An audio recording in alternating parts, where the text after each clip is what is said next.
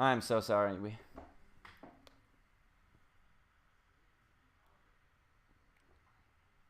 I've never seen it either. Yeah, that was weird, right?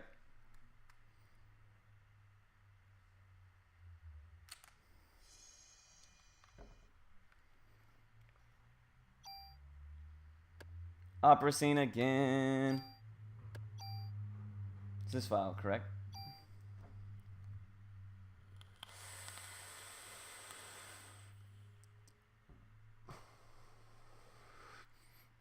Yeah, I don't think you can use the burst and have attack all or whatever. There's like something that it overwrites that makes it not work as well.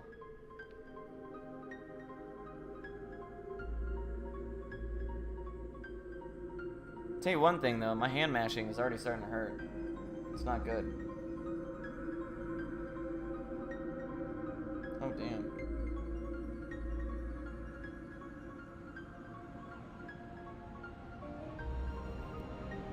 I'm gonna go use the bathroom during the opera scene, and I'm going to go use the bathroom during the opera scene, and I'm going to get my phone charger. Yeah, that's right. It replaces random. That's right.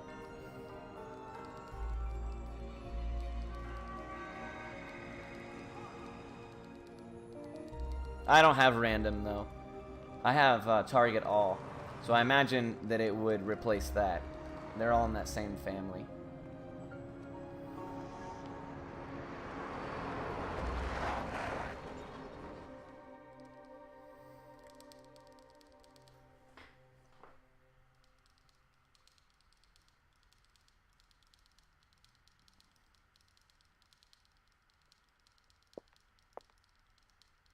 Yeah, that's what I figured. Only makes sense. Could you imagine?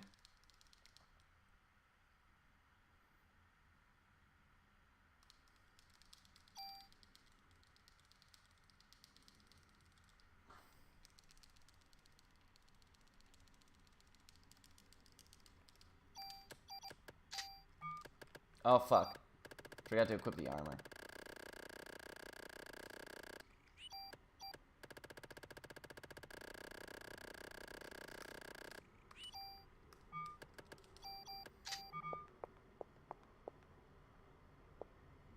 Whatever. Barring any huge screw-ups, we should be just the exact same as we were earlier. Let me get my phone charger and use the old loo, you know what I'm saying.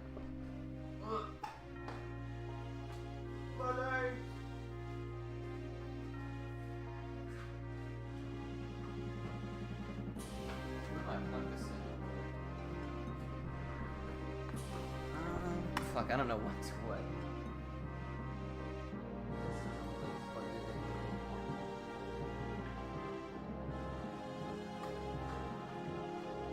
That would be my computer charger. Yeah, that's important. This goes to...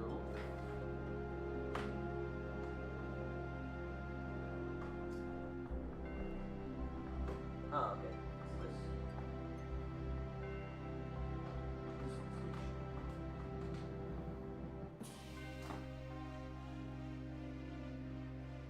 Cool.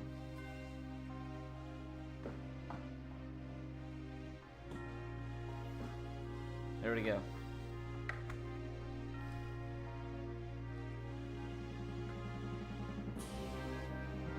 Yeah, so that's actually one thing that a lot of people don't realize, and something that every time I watch people play casually,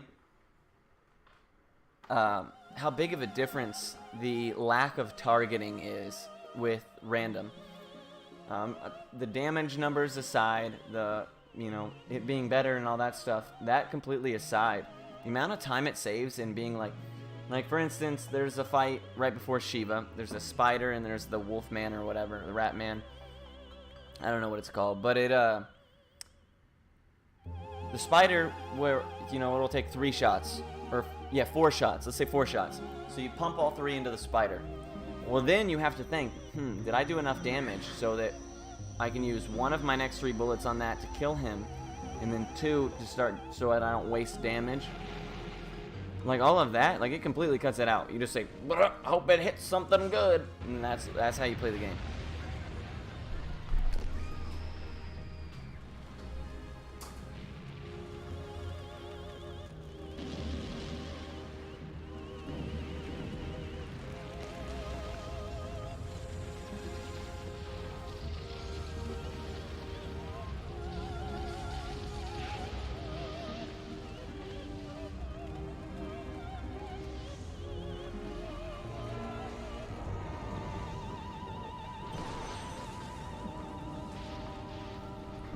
RNGs take the wheel. Precisely.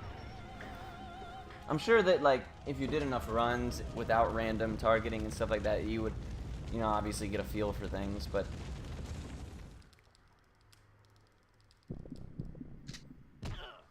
in any case...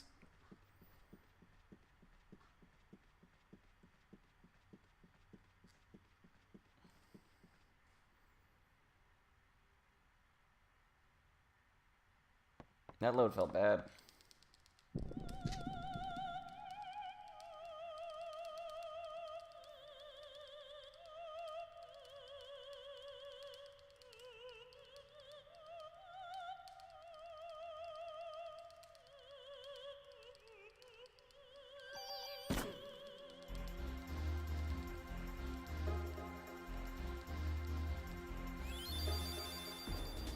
Back to mashing.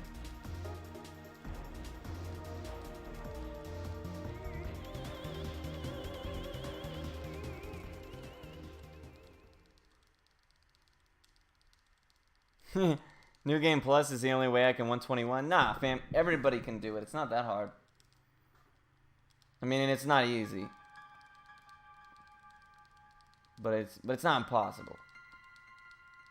I think, like, even a new person, regardless of your skill level, I think you can get it because it's just all timing. Timing and memorization. You know, I say that, but I can hardly ever do it. But not because it's difficult. Just because it's like, you know, sometimes it's just not up to you. Most of my runs don't even fucking make it that far.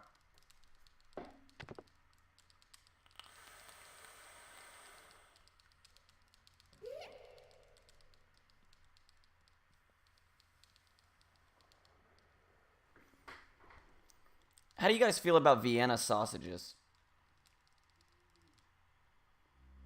Because personally, I love Vienna sausages. I could eat a whole mess load of those bad boys in one sitting, no doubt. But my roommate has made me to feel very bad about Vienna sausages.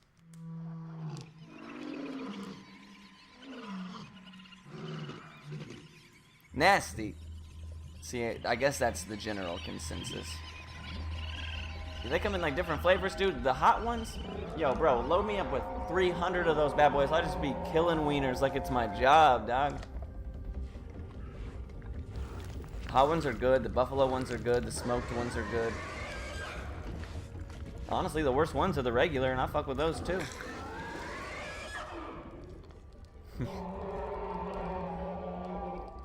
They were to... Is that an actual job? I don't know. That would be sick, though.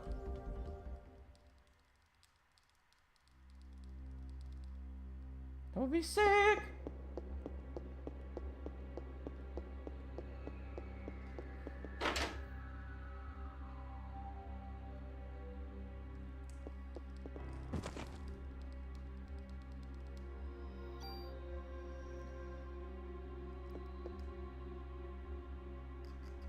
Yeah, they go hard, man. I like Spam a lot, too. Fuck with Spam, corned beef hash, all the canned meats. I go hard on. Pizza rolls, Hot Pockets, 28-cent burritos. Like, man, my diet is literal garbage. But occasionally, I do drink a glass of water, so we're good, you know? Breaks even.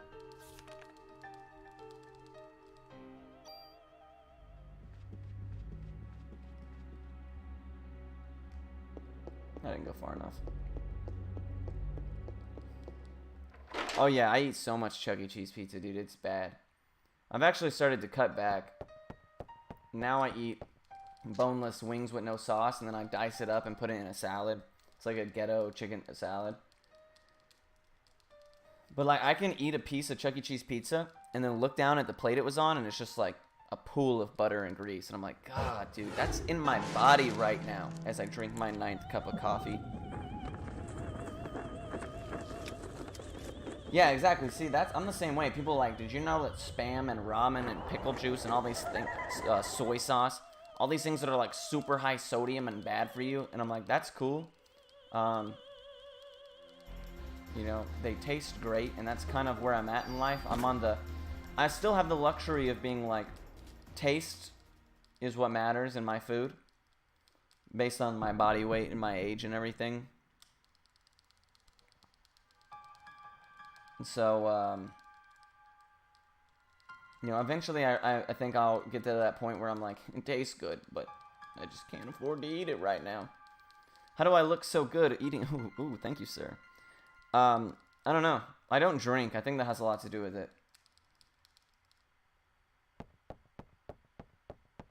My metabolism is super fast. The one-shot eat fight. Yeah, it is neat, huh? But yeah, I don't drink, so I think that has a lot to do with my my keeping weight off. That at least doesn't contribute to weight gain. I couldn't gain weight if I tried, man. I went on this P90X binge for almost a year, like 9 months straight, every day. Protein powders, amino acids, like everything, man. And I couldn't break 140 pounds. Like, I could not. I got to like 139, and then when I'd wake up in the morning, I would be back down to like 137. And I was like, what the fuck, dude?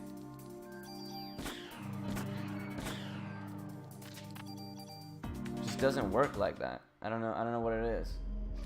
And then I have all these like women similar age that I'm friends with or whatever, and they're like, oh my god, like, I ate a single fry today at McDonald's, and it's like my whole week's diet is just ruined. I'm gonna balloon up like an elephant. And I'm like, dude, I will trade you right now. I'll take 30 of your pounds.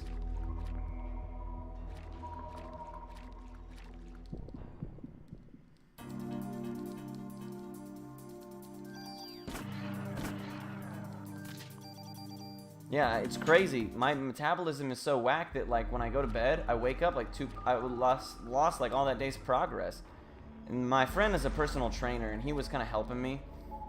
And he was like, dude, I'm not gonna lie to you. What a lot of people have to do in that situation is wake up every few hours in the middle of the night and eat something. I was like, dude, fuck that. That's not only is like trying to get in really good shape quite expensive with the, you know, the acids and powders and whatnot, supplements and things. But like all the food as well, like the amount of food I was eating, I was like, dude, I can't keep up with this, man. Not only is it ruining my day because I have to force myself to eat shit just to gain weight, but it's also like, you know, mad expensive. You don't need all that shit. Agreed. And that's exactly what he said. But he's like, diet is 70% of it. And I'm like, well, how about I just shoot for that 30%, right? How about I stay in that range? Where I exercise. But like, because I'm so skinny, my metabolism is so fast, dude. I like leaned out and was like really cut like in like the first month. I had skinny person abs, you know, where it's just like your skin just pulls tighter than normal. And it looks like you have abs even though you did very little work to achieve them. That's where I was at. And I was about it for a minute. And then, I don't know what happened actually. I just was like, fuck this. I stopped working out one day a week, and then it was like 2 days a week. Things like that. And then I just kind of slipped out of it. Got a little lazy. Getting jacked is expensive though. I into working out 6 years ago and eating 3K calories a day. See, I was eating way more than that, dude. I was eating way more than 3,000 calories a day. Because that's what he said as well. He's diabetic, right? And he's a personal trainer by profession. So he has like all these different like sugarless diets and things like that he's pushing on. I was up to like easily 5,000 plus a day, easy. And I could not gain weight. And I was like, I'm going to eat this whole bag of powdered donuts. And he's like, dude, no, that achieves the opposite effect. I don't know, man. I really don't know. I think it's just... my metabolism is so fast. It's crazy. Everybody always tells me, they're like, you know, be thankful now because when you're, you know, X age, you're going to regret it. It's going to catch up with you. And I'm like, all right, Susan, I'm fucking 25. When am I going to start looking like a 14-year-old boy? 14-year-old girl, even. Jesus.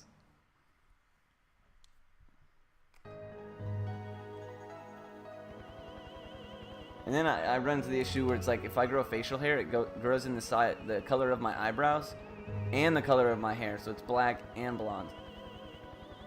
So it like grows in calico, and from a distance it just looks like patchy because the blonde is hard to see. So I just look like a freak.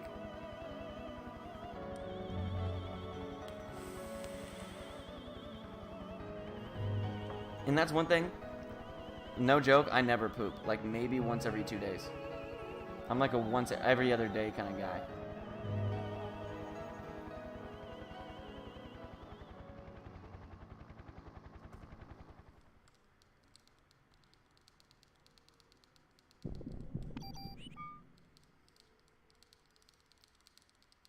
Yeah, somebody posted the other day on Facebook, and it was like a really skinny high school kids, like, you know, like those kids that are like super stick thin, and they take their shirt off and they're like flexing. They're like, yeah, baby, yeah, whatever.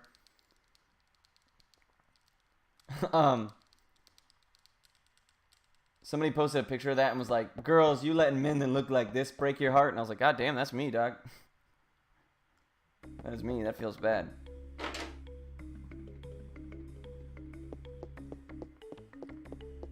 No, actually, I have a really low resting heart rate.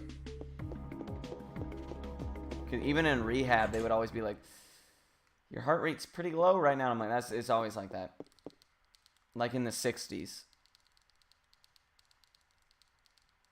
My blood pressure is really low comparatively as well as opposed to what's normal. I don't know. If I give blood, like, no joke, if they take blood, instant blackout. Instantly pass out. It's not that I'm afraid of blood or anything. It's just as soon as it gets pulled out of me, instantly pale, just hit the floor. Covered in sweat, wake up. And the doctors are always like, wow, you really passed out? I'm like, I fucking told you I would, dude. You guys just thought I was joking with you. This is for real. Let me lay down before you do this so that I'm already in the laying down position. Somebody was like, that's a disorder called, you know, hemoglobia phobia. And I was like, I don't care, dude. I don't care what it's called. It happens. It's a real thing. And my mom's always like, yeah, it is a disorder called being a little bitch. I'm like, thanks, Mom. This is why I never get flu shots anymore. I'm probably going to die at a young age.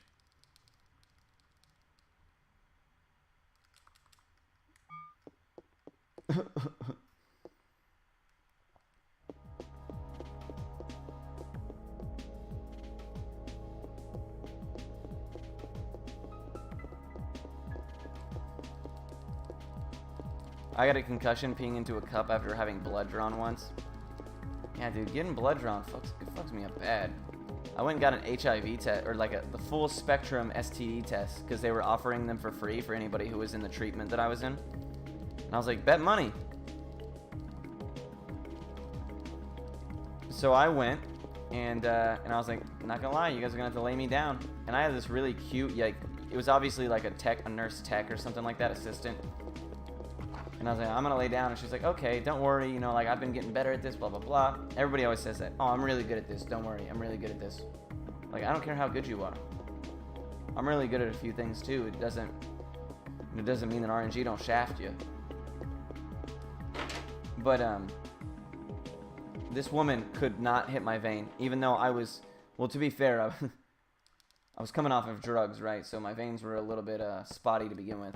But she just kept stabbing me and stabbing me. And like, before she even got blood drawn, I was like, but I didn't have an STD at the time. Just kidding. I get tested all the time. Because it's free. Sometimes I'm just bored. I'm like, what are we going to do today? It's like, I guess we can go grocery shopping. I can go get my oil changed and get an STD test. That'll eat up 30 minutes.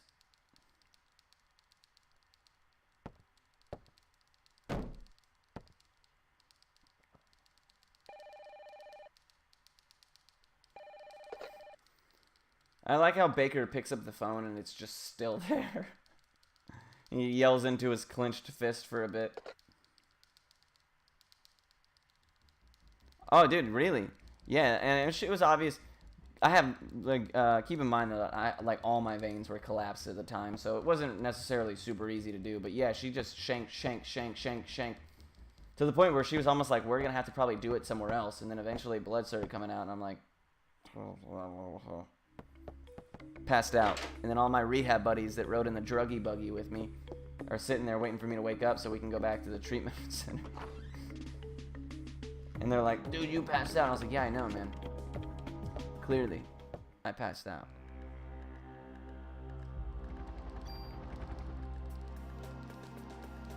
You see, I have super visible veins too.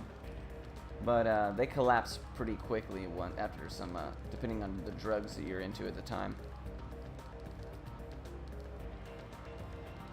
Really? You only get 2 shots?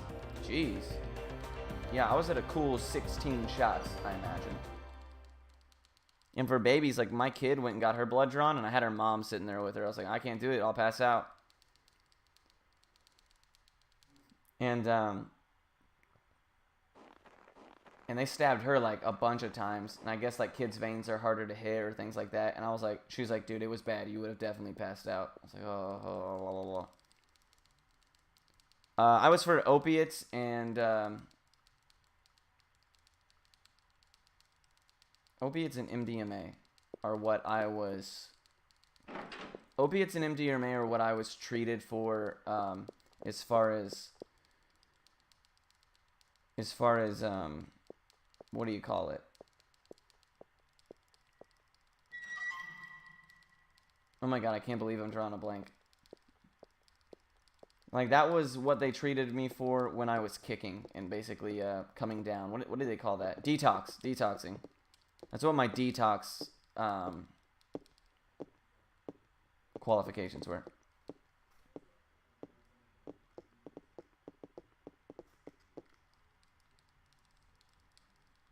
Opiates were always I never actually drank very much. I was not a big drinker.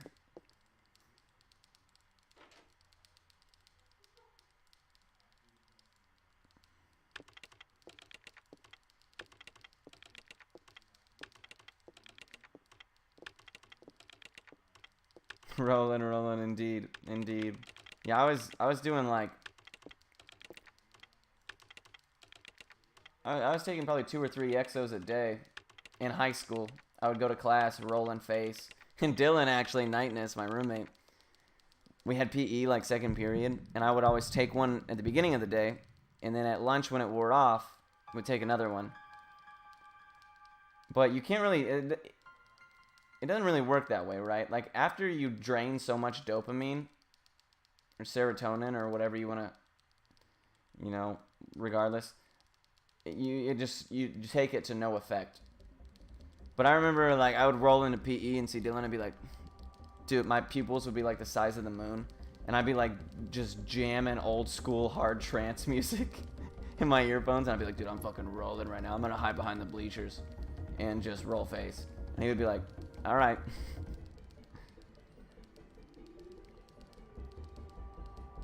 Opiates have always been my issue as well. Yeah, opiates were definitely my starting place and my ending place for sure. For sure. And congratulations, by the way, man. That is, it's amazing. First year is definitely the hardest. Everybody says that, I know, but it really is truth. Yeah, that's what people say, that it like destroys your pleasure center pathways and like rewires synapses and stuff like that. And the classic like ecstasy puts holes in your brain, but it's actually just like areas where there's no more serotonin and dopamine, which kind of leaves your brain to have like dark circles on it in a CT scan. But a lot of that stuff is like irreparable. You know, fortunately, I don't have any noticeable long-term damage. Although some of the women I've dated and my mom would probably say otherwise. Oh, they definitely do not put tourniquets on us to take blood. Definitely not.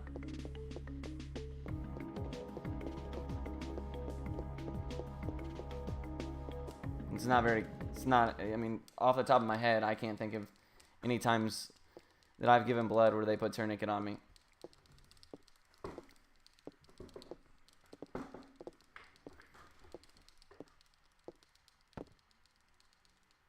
Yeah, that's pretty much how it works, dude.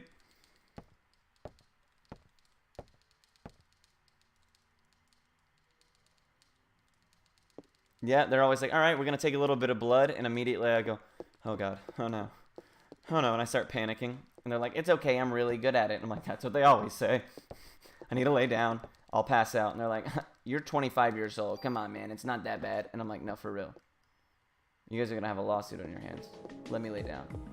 And then just stabby McStab stab. And then I pass out. So I couldn't even tell you how the rest of it goes. But I have O negative blood, right? And so does my mom. So the Red Cross always be bothering me about donating blood. Like, they'll call and be like, please, you know, we're in your area. Could you please come out? And I'm like, dude, I couldn't if I wanted to. My iron is guaranteed too low. And, like, I'll pass out. So I can't do it. But my mom does it all the fucking time.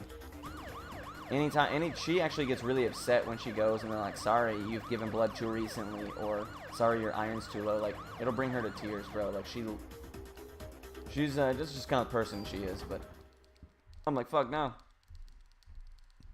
But apparently O negative blood, I guess it can only go to O negative.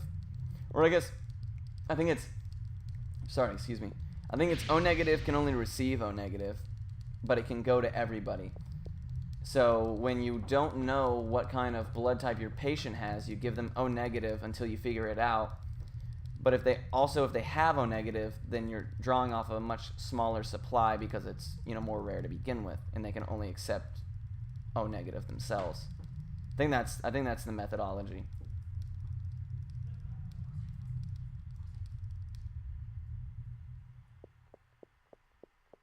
I panic hardcore after a concussion. Yeah, O negative can go to everyone, but can only receive O negative, I believe.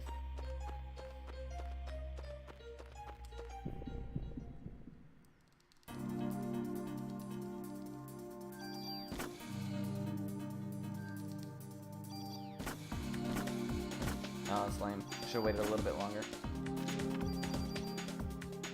Yeah, exactly. And I think that's why a lot of doctors, like if there's a gunshot wound victim and they're unconscious and you don't know their blood type and they need blood, you give them O negative. You give them O negative until you figure out their blood type. And then you give them their actual blood. That way you don't just run yourself out of O negative. O positive, though, is there O positive? Is that a thing? Because I'm pretty sure it doesn't work the same way as O negative. I think there's a difference.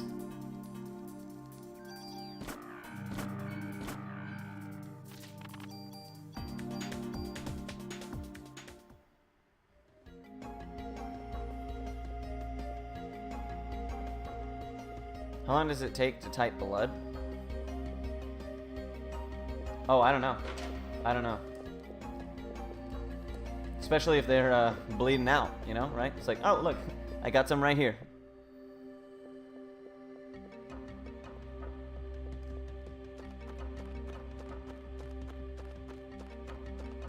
I guess it depends on the severity of the case, right? Like if somebody's like borderline lost, you know, you got other things that are more important than like somebody goes and types it, but in the meantime, like you can't afford to wait. I think that's like the, that was kind of what they explained to me at the Red Cross and my mom, and that's why my mom was like, you need to donate blood. If you can do it, you have to. Oh, okay, that's how it works. And I'm like, oh, fuck no, Mom.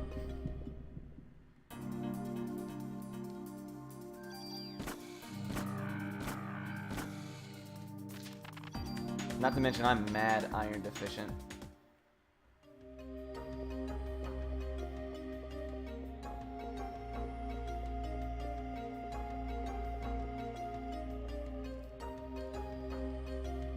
But let me ask you this. So I understand how it works as far as the universal receiver and donors. But, so say I'm O negative, and I give it to somebody until they figure out their blood type. And is there any benefit or loss from, like, sure, O negative is universal to receive, but I'm AB, or I'm A negative or something. Like, is there any difference in receiving O negative and then your actual blood type? Like, is there any gains or anything like that? Like, obviously you don't want to just drain yourself of all the universal blood, so you put them on what they're intended to have to begin with. But is there any, like, noticeable difference? No? Okay. Sorry, I was struggling to figure out a way to word that.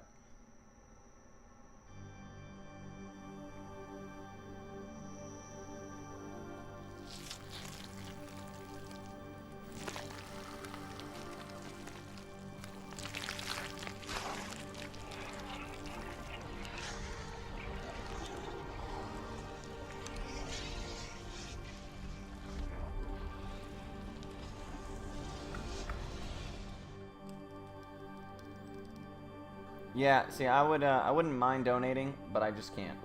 You know, in a perfect world, I would do so. But not to mention, I don't know if a lot of people like looking at my history. Like, if they look at my medical history, you're probably gonna be like, ooh, no, thank you.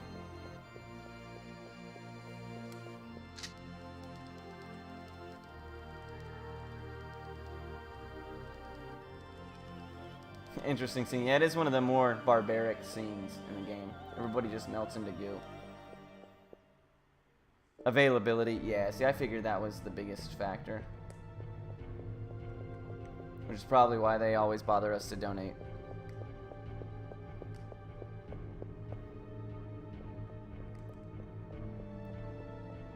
Being O negative means your blood is... Oh, okay. Oh, okay, that makes sense. I can understand that. But let me ask you this then. Not even exchanging blood types, like, are there any noticeable, like, people with O negative blood usually suffer from this sickness or illness or disease more frequently than other blood types because of the lack of antibodies or whatever? Like, is there any, you know, correlations between stuff like that as a result of just differing blood types?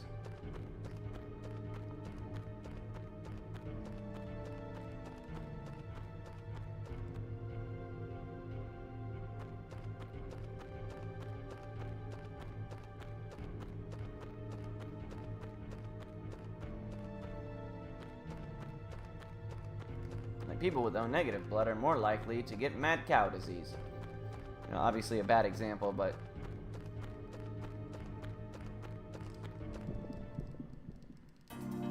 okay, but as far as, like, you know, they're more disposed to diabetes or whatever is not the case. Interesting.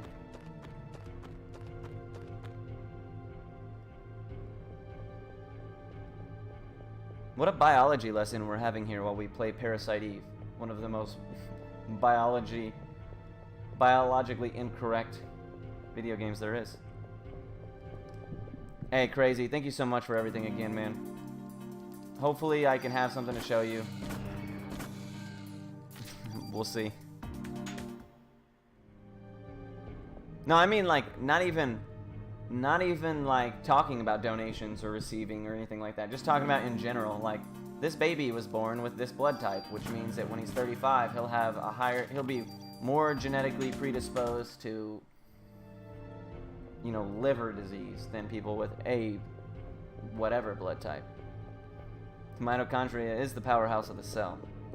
But it can also, I don't know if you guys know this, call other mitochondria. And mitochondria, in and of itself, can take form. That's what's crazy, right? It's like there's no nucleus. You've skipped all the other parts of the cell.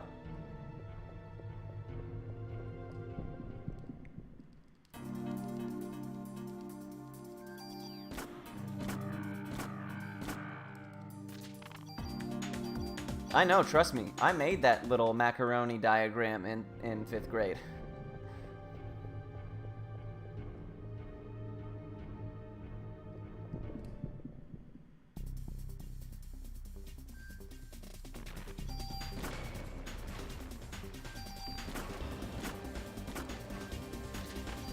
Woo, woo. That was actually fire.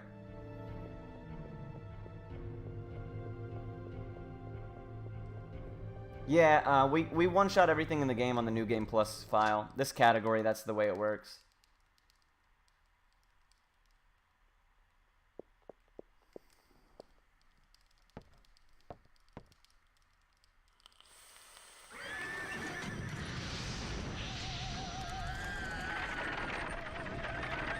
That is pretty crazy. Mitochondria, man. Who would have thought? And I wonder, so somebody tell me if they know, or look it up if they don't mind. The author of the Parasite Eve novel, did that author have some kind of background in medicine?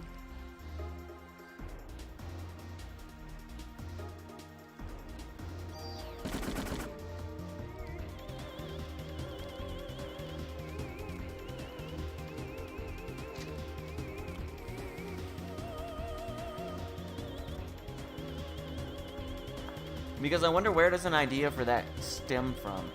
If you're not, you know, semi-well versed in, you know, medicine as a to begin with, you know? Are you free to meet up with other Dallas speed nerds next weekend for dinner or whatever? What? Yeah, fucking duh. I'm gonna say totes. Damn it. Yo, has anybody else noticed that Discord's autocorrect is way different than your phone's standard autocorrect?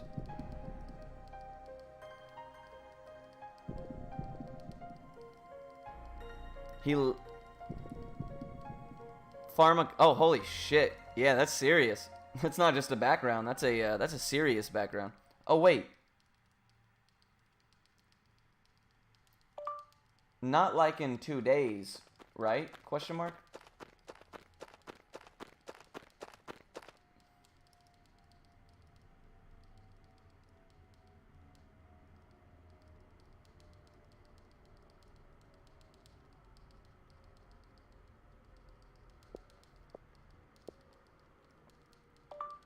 Oh yeah, dude. Babes is one of the best restaurants in the world. Okay, perfect. Because this weekend I have a marathon.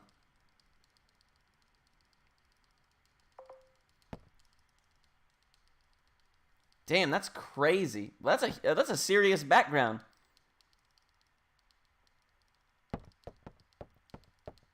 A pharmacologist, man. That's serious. PhD.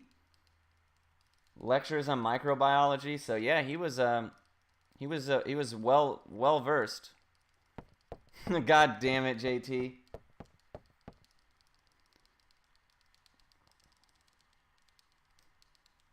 No, please do tell me, regardless of what my credentials are. Let's make the show about your DMT trips, Joe Rogan. So JT here is memeing on me because I was ranting about how I don't like Joe Rogan, because it doesn't matter what his podcast is about, it's about DMT, regardless of who's on it or what the topic of discussion might be.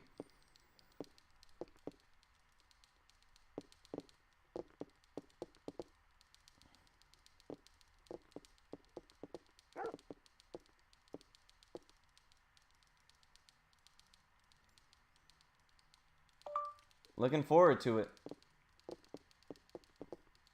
So I just got asked out on a date by Ghoul02 and apparently some other DFW-based speed nerds. Next Saturday, we're going to go eat lunch or dinner at a fried chicken place. Now, I actually don't eat fried chicken, but I won't tell them that till I get there. Babes has like the greatest sides, cream corn, mashed potatoes, rolls, and all that stuff. It's a really weird restaurant. You go in, they don't give you any menus, you just get what they make, which is sides, salad, and their famous fried chicken. So you just sit there and you're like, feed me.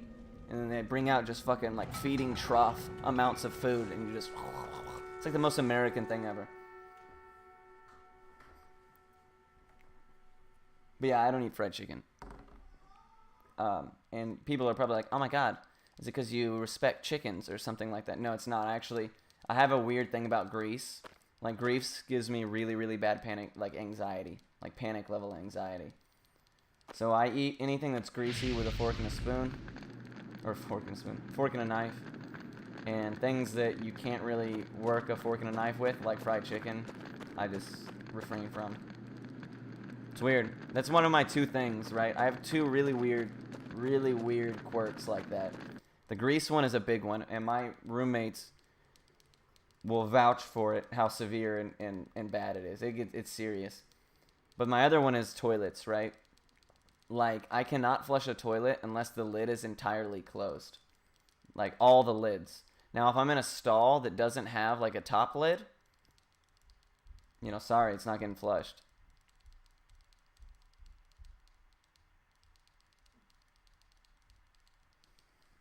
I was struggling to understand what you meant there, but I'm glad you clarified. Yeah, and the reasoning for my toilet thing is when I was really little, I read this medical paper in one of my science classes that says when you flush a toilet, the smell and things that you smell, or that, like, there was an actual percentage. It says, like, there's a certain percentage of fecal and urine particles that get into your eyes, ears, nose, mouth, hair, all over you, basically. So flush the toilet with the lid entirely closed to prevent that the best you can. And ever since that day, man. But a lot of people, like, you'll know for a fact if I use the restroom last because the toilet seat will be entirely closed. So I've never had the issue where it's like, oh, he won't put the seat down. Like, you better believe that seat's down, as well as the lid. So hopefully you don't, hopefully you realize that before you take a seat, lady. Those are my two things, man. I'm super weird about them. Yeah, I mean, I do know that, and when I try to distance myself if I smell something like that immediately. I'm not as bad about that. Like, I kind of understand there's not a whole lot you can do, and I think that the toilet seat thing has become more habit than anything. But the grease thing is like it's serious. I mean, that's what works for me, man. It's scarred me for life. My ex-wife, she used to come to me and be like, the toilet wasn't flush, and I was like, all right, somebody else. She's like, the seat was all the way down, and the lid was closed, and I was like, all right, that's my bad then. Dead giveaway. Oh yeah, I actually keep my toothbrush, like in a drawer. I don't keep anything on my sink. Not my hairbrush. Not my toothbrush, not my razors, not anything. Except for my soap and the faucet. That's it. And, like, sometimes a hand towel for, like, drying your hands off. But yeah, that shit gets everywhere. Yeah, see, Grill Master, you get it. You get it. Oh, still mashing, dude. My hand hurts.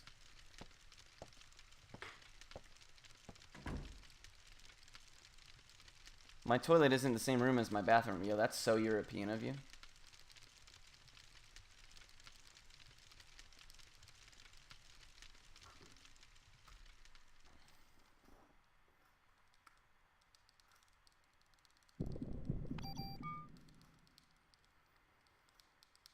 Alright, let's see if we can do this a little bit better, shall we?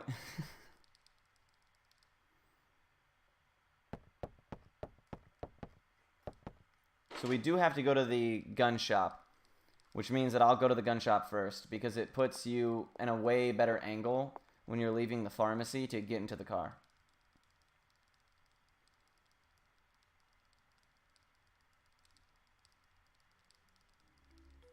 Make sure to double Chinatown for good luck, right?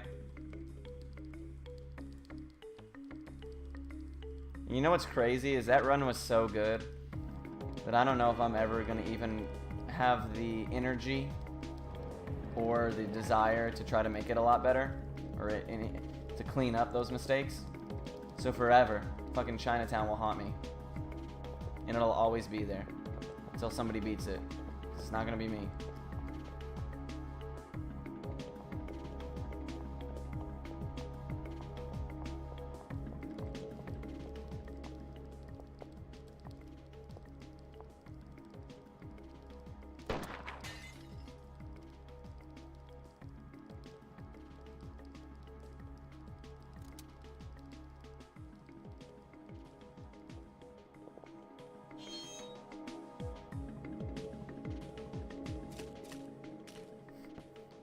Nobody mentions that I also went to Carnegie Hall at the very beginning of the game. So, but Chinatown just has a better meme ring to it.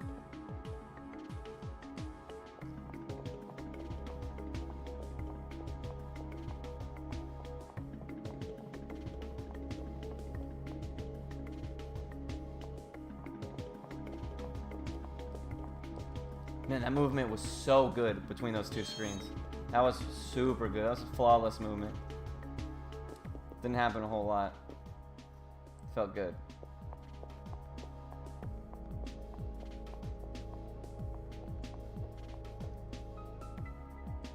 New Game Plus Club Percent. I was gonna do Club Percent without New Game Plus, but New Game Plus probably would be more realistic. Definitely a lot easier.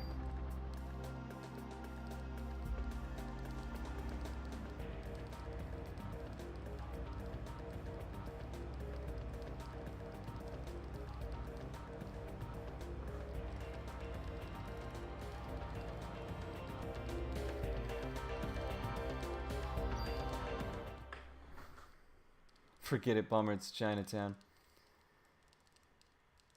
What is it? The fucking Catalina wine mixer.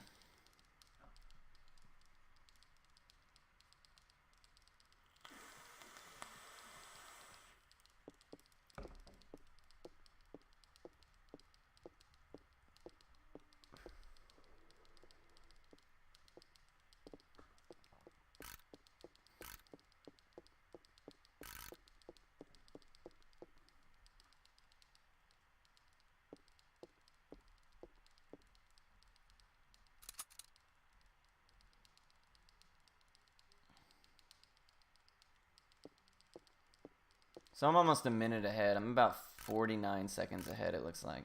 That's good.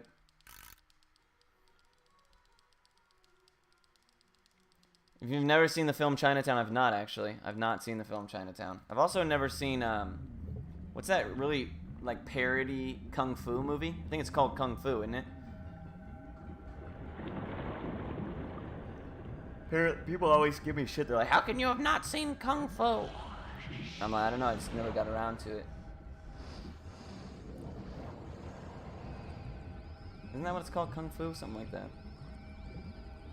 Kung Fury, that's it. Kung Fury, yeah.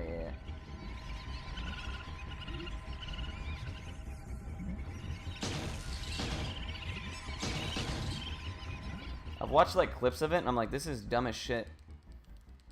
It's like the same people who in like high school were like, oh, you haven't seen Monty Python's The Holy Grail?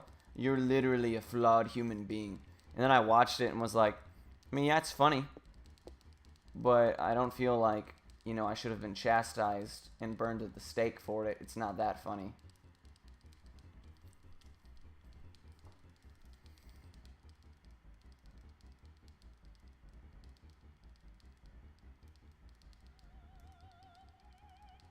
Oh, really? It's a Polanski movie, huh? Well, that means I'll definitely have to check it out.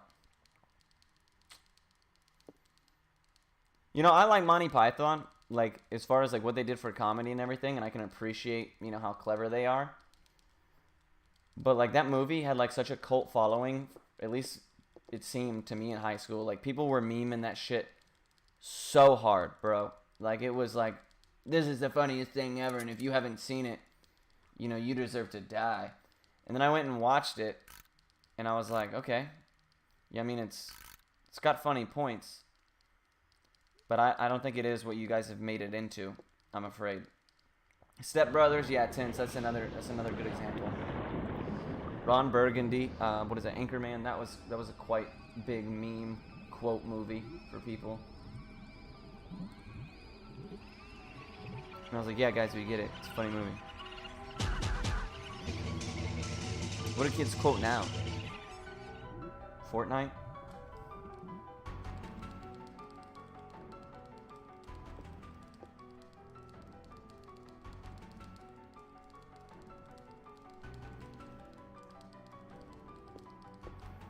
It's my interactions with anime fans almost exactly. Yeah, anime is one of those things, right? And I've come to realize that Like, before people ask me, like, what kind of animes I watch, or, like, to give them suggestions and what have you, I make it very clear to them. I make it very clear to them that I like the style of this style of anime that I watch. Because I don't want them, you know, losing their shit when they watch it and they don't like it, because it's a very subjective style of genre.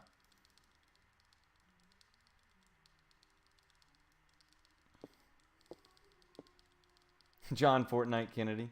Hell yeah.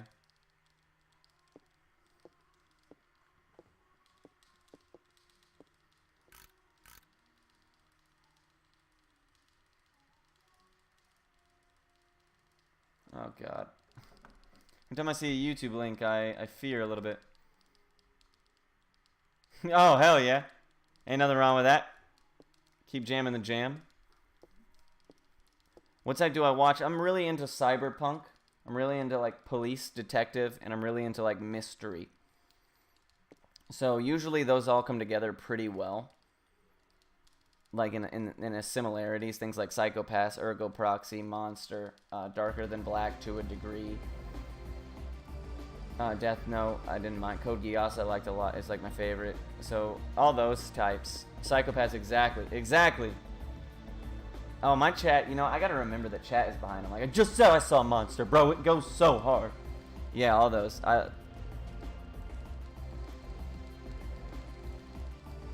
Yeah, exactly. See, you guys know.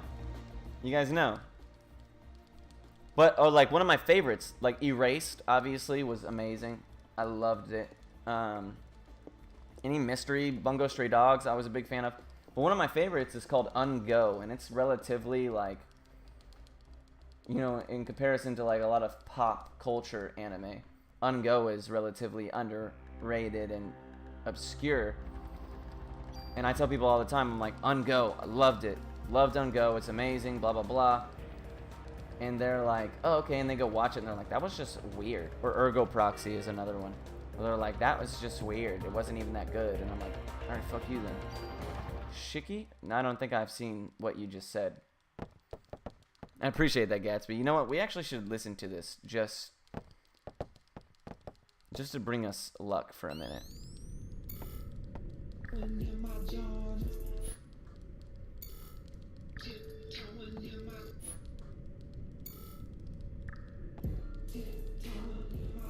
Tiptoeing in one's Jordans.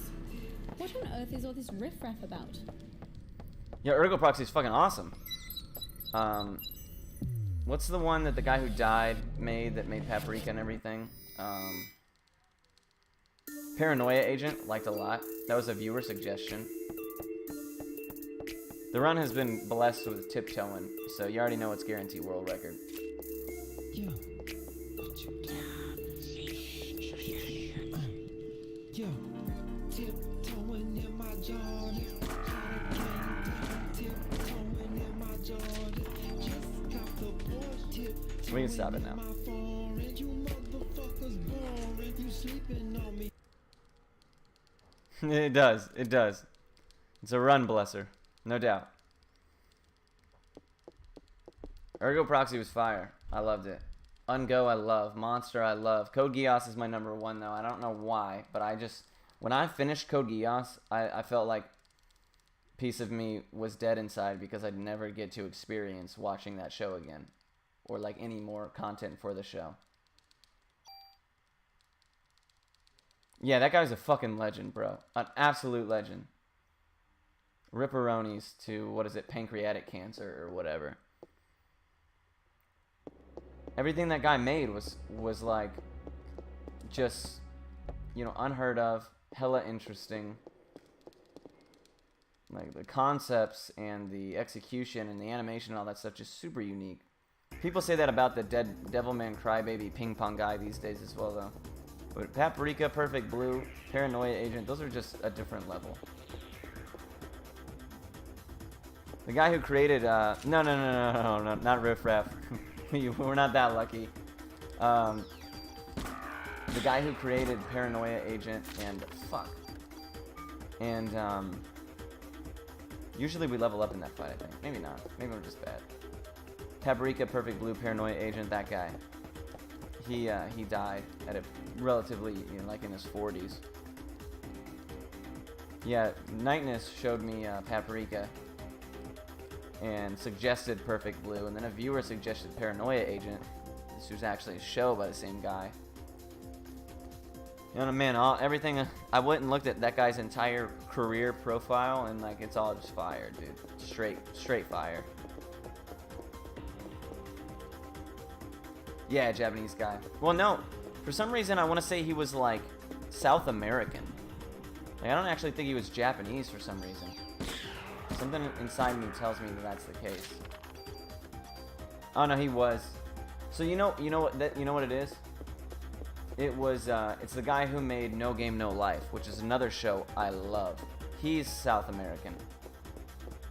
Despite making like very, you know, unique and crazy off the wall anime.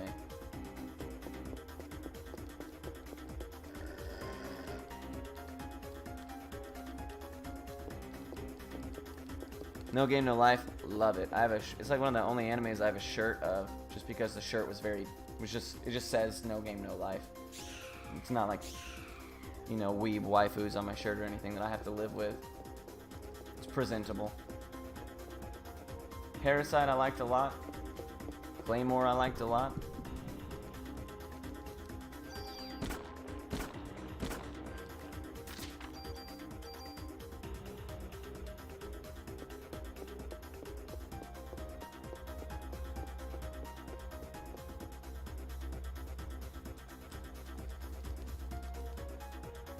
Those aren't really mysteries, but... Yo, dude, so you have to... Yeah, no doubt. I enjoyed, like, the cerebral aspect of it. But I can really do without the whole... Oh, I'm naked! Oh my goodness! Like, that shit. That shit drives me insane. I can't stand it. That's why shows like Psychopaths. Or Monster. Or, Ergo Proxy. Erased. Obviously, I'm huge into Ghost in the Shell. I've seen every different iteration of it imaginable. I even like the movie, the new one that came out. What's another big one like that? Akira, my favorite movie of all time. Like, those are serious from the beginning all the way through to the end. There's none of that weeb shit anywhere sprinkled into the middle.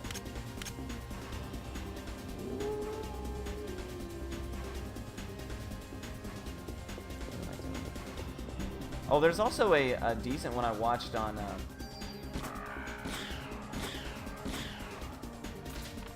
a decent Netflix original one that I watched that was kind of like detective cop-based mystery. I want to say it's like Killer B or Killer 13. I can't remember what they ended up calling him. Yeah, I have seen Devilman Crybaby. It's good. It's good. I liked it. My roommate freaking just would not let me hear the end of it. That I needed to watch it. So I did. Yeah, or the classic. It's not a Jin. It's literally called Killer B or 13 or something. His name was 13, but I think the show was called Killer B.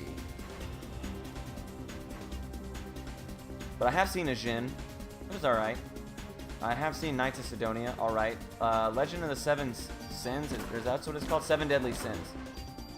Not bad, I like that.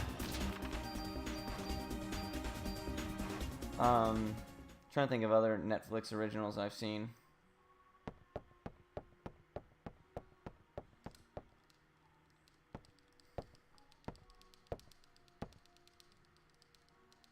Yeah, the whole classic spiel of, oh, I fell over and knocked this girl over and my hand happened to fall on her boob and then I got slapped in the face. Like, that shit, how many times you gonna show me that, dude? I don't care.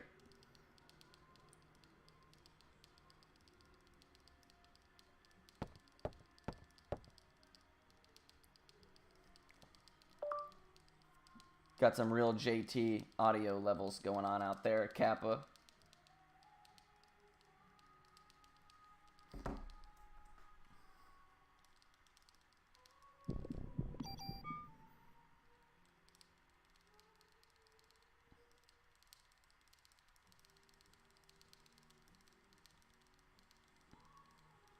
Yeah, yeah, I have to remember that Japan is a different culture, and that, like, to them, a 14-year-old is like an adult or whatever.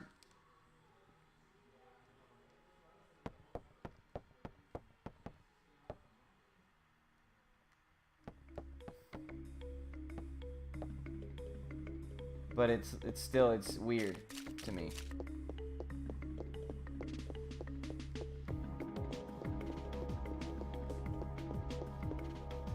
What kind of low quality stream is this?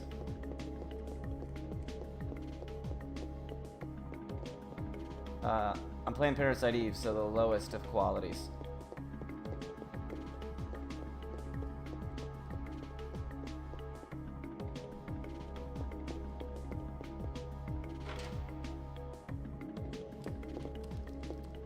The age of majority, really?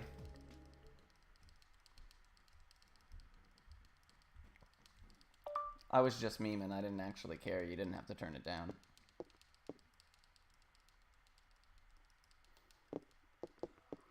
Wow, my phone doesn't recognize memeing as a voice to text.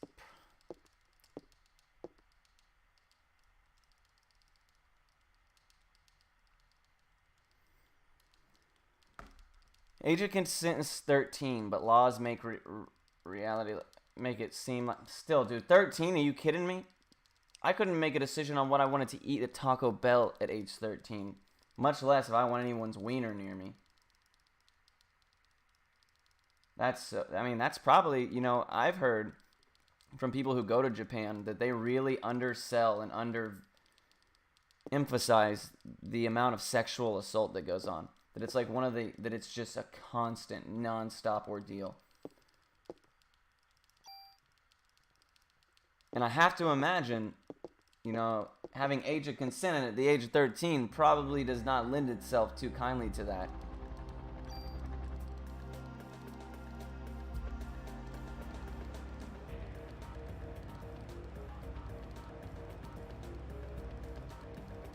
Age of consent laws in Japan are actually complicated? Really? Because I'm lying. Yeah, that's very quotable. That's gross. No doubt. No doubt. No doubt, my dude.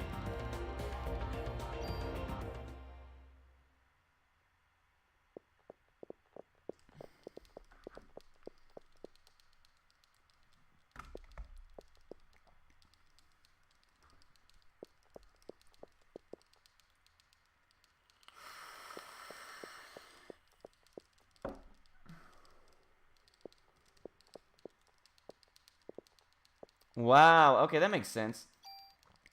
Because here's a little story about me. I don't know if you guys knew this. But so I was in high school. And I was a senior, so I had just turned 18. And hooked up with a girl who was 16. Now, later that night, she went and got in a party. Or she went to and got arrested at a party. And, like, apparently had like drugs or something serious on her. It was like a serious case, right? Well, then she, in order to defend herself, claimed that you know, it was like non-consensual or whatever. Oh no, let me back up. This is what's important. So her boyfriend dropped her off at my house, which I didn't know. I had no idea that she was dating anybody. It was a friend of mine that I've known for a while. So we you know, hooked up, we hung out, not a big deal. She went to this party with her boyfriend, who came and picked her back up. And then they went and got in trouble together. Now, then the police came to me about, like, even though she was consenting, she was underage. And I was like, are you serious? Like, I had nothing to do with that. Well, they found out later that, I was wondering why they were even... Why was I called about this? Who cares? Like, what led to you guys worrying about this? Well, she says that she had unwanted sex that night. And they came at me like crazy. And I was like, oh my god, my life is ruined. I'm going to jail. I did nothing wrong, but, you know, it doesn't matter in situations like this. And they even had like a rape kit and all this stuff. And I was mortified, and, you know, it was a big deal. Well, it turns out that ex-boyfriend and her, in whatever drunken and drug-infused stupor they were in, It was about them. But they came to me thinking it was me. And I still was at risk, even though they sorted that out. It was never actually a thing for me. It was never something I had to worry about. That's just what led to them being like, oh yeah, you did this, and you're 18 and she's 16. Even if it was consensual regardless, it's still an issue because you're an adult. And I was like, are you kidding me? Like, we're a year apart in high school. And eventually the charges were dropped or whatever by her. And it was just this big, long mess. But I ended up getting fucking furnishing alcohol to a minor because we each had a beer at my house. And that haunted me for a really long time because it was super hard to shake and it came up in all my background checks. I'm actually still paying court costs for that. Like today. Every month. And that was 7 years ago. Exactly. That was what I was like, well, I mean, I understand who they're trying to protect, and I agree with it to an extent. But in that case, like, what if a boyfriend and a girlfriend who's like, it's his 18th birthday, and they hook up, and then one thing leads to another, and there's a charge of some sort. Like, that's fucking whack. Like, there needs to be some clarification. You know, people are gonna be like, well, rape, you know, that's, you know, don't even talk about it, you know, that's clarification, how dare you. But like it is, and you're right, like it wasn't up to her. Parents were the source of the charge, and everybody who she happened to come across, no pun intended, God, that's so awful of me to say, but everybody who happened to be in, you know, she ran into that night was involved in the police investigation. I quickly got out of it and was like, yo, fuck this. But yeah, it was so whack, dude. Yeah, I mean, it was so whack.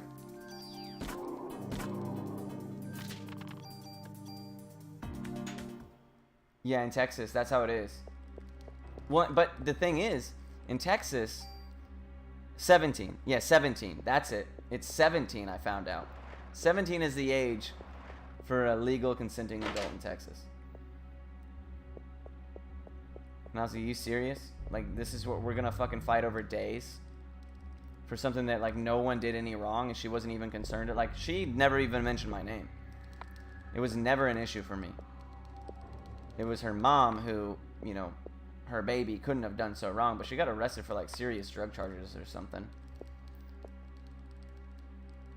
I can't remember what actually took place, because as soon as they, it had nothing to do with me, I fucking, you better believe it bounced out. I was like, I don't want anything to do with this shit show, but kid you not, dude, it is, it's one of those things now where I'm like, I won't even consider dating a woman under the age of like 21.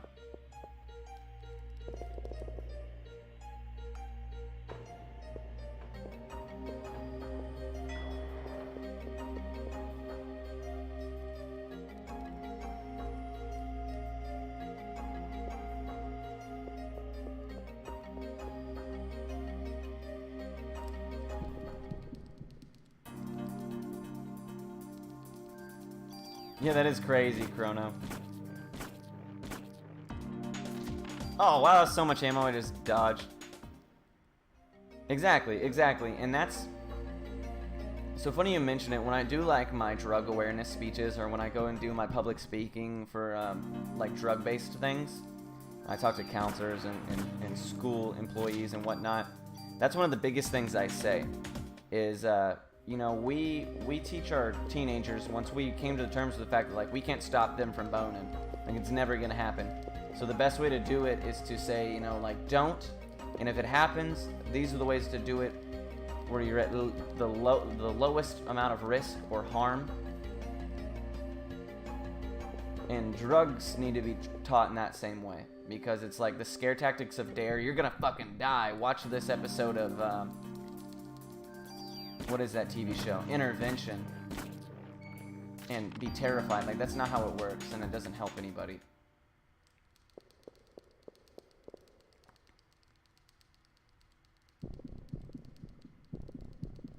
Yeah, exactly.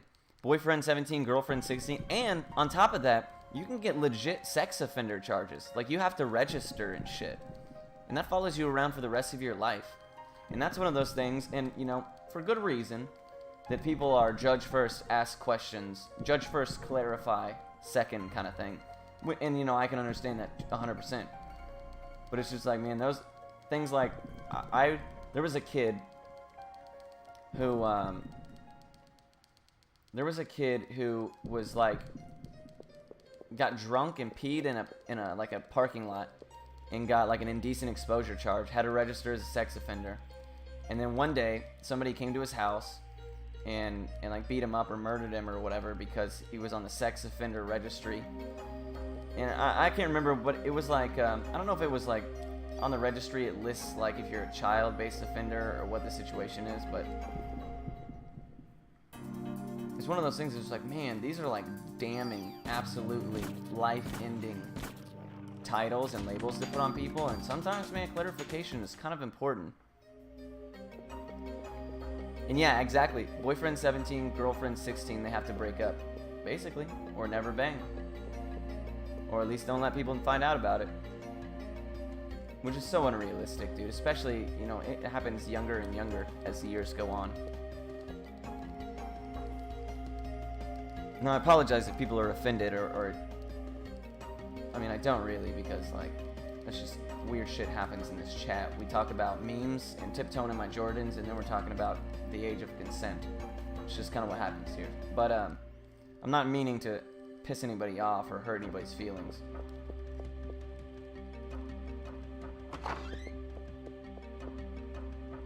Yeah, Megan's Law. I have seen that one. I have seen that one.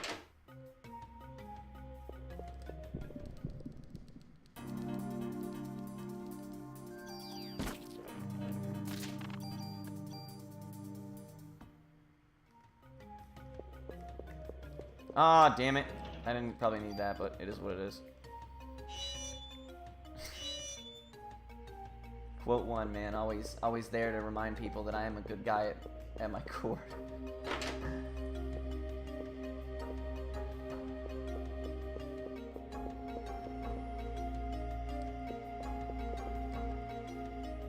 Yeah, exactly, Dizzle. That's another one of those crazy things.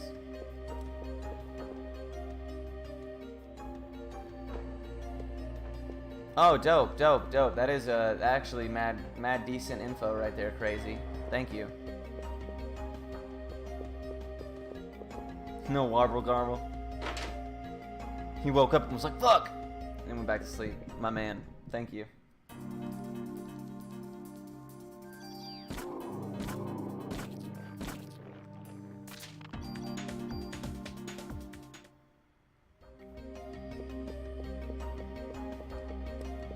Ah, dang it, I didn't need that.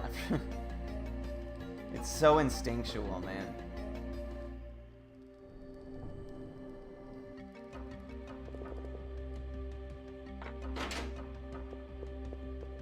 Some of it is stupid, but you know, it's like, the issue with it is that, like, sex offense is such an extreme, and like a lot of people are absolutely deserving of like that extreme title and then some because of the things they've done, and nobody is going to disagree with that. But there are people who get kind of lumped into it because of lack of clarification that do get, you know, their lives ruined because they peed at a high school football game and they're, you know, on the field as to taunt the enemy team or what have you, like ludicrous, stupid things people thought were funny. And it's a real, it's real.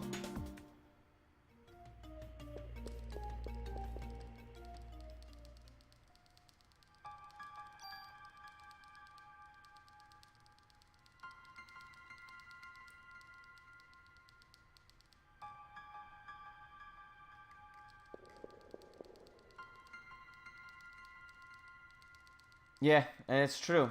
And I don't know if there is. I mean, you would have to think, right?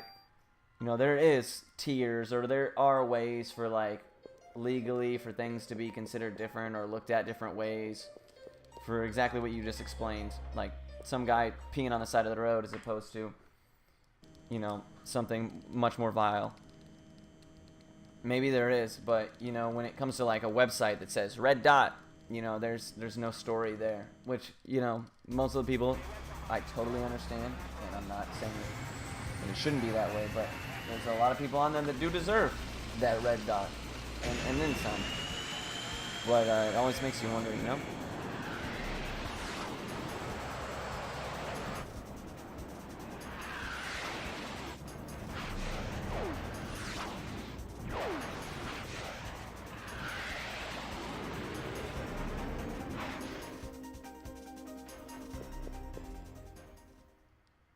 No, but you can get indecent exposure depending on like I know that you get indecent exposure.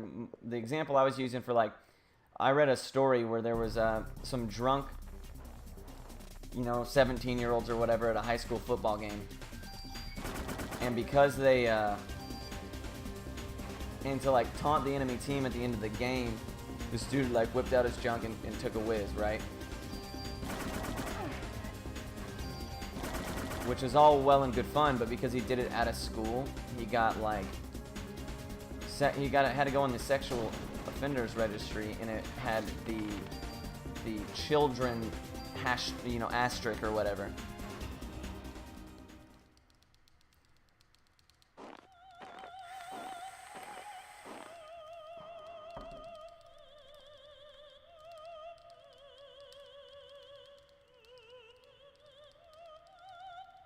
You beat the spider? Yeah, I did.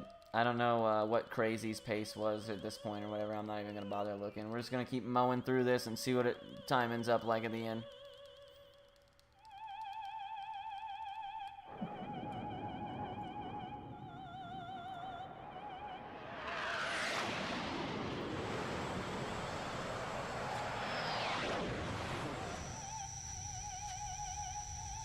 But it's crazy. I think back now, and I'm like, you know, how close was I to just being like, have my whole life fucking ruined if that case had like developed, you know, more steam or whatever than it did.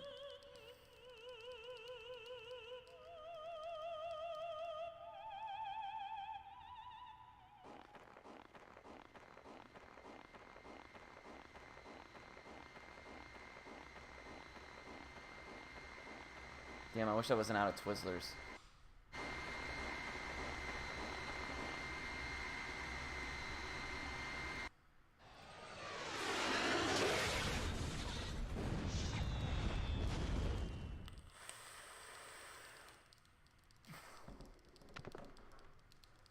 I do have a half a pack of Chips Ahoy though, so you already know what I'm gonna be doing tonight. Eating Vienna sausages and Chips Ahoy, fam. Red Vines. Oh, how dare you! How dare you! Red Vines. Red Vines make me. Twizzlers though.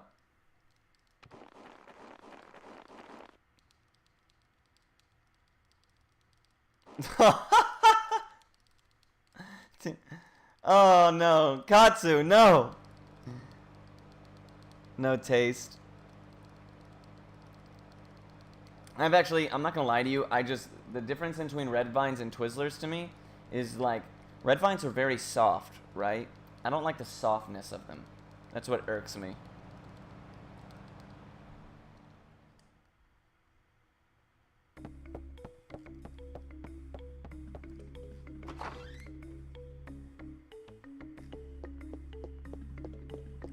The flavor, taste and all that, I don't mind at all.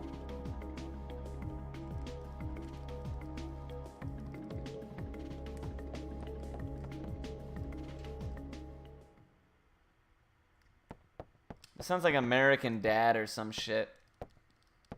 Sounds like an American Dad thing to say. I know they say that about like Dr. Pepper, or no, it's Mr. Pibb. Mr. Pibb. Ugh, I hate Swedish Fish. I hate Swedish Fish. I do not like Swedish Fish. I don't like most chocolates, especially dark chocolate. I feed all the dark chocolate to Nightness. How do you DDoS?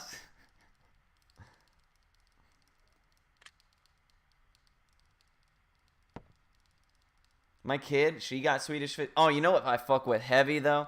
Is those gummies that taste, you know, and pretty much anything gummy. I love gummies. But the soda gummies. The gummies that taste like soda. Those hoes slap.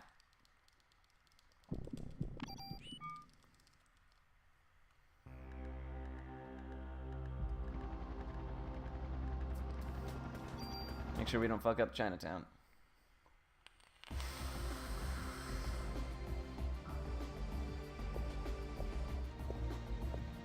The Lamborghini of gummies. They're just, I don't know. Peach rings. I like peach rings.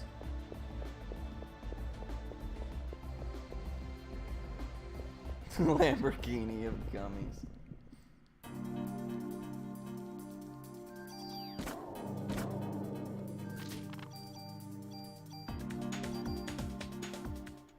Peach rings do go hard. The soda flavored gummies that are shaped like Coke bottles, those go hard. Obviously, gummy bears and gummy worms are tried and true, and you can almost never go wrong. Gummy lifesavers, I fuck with.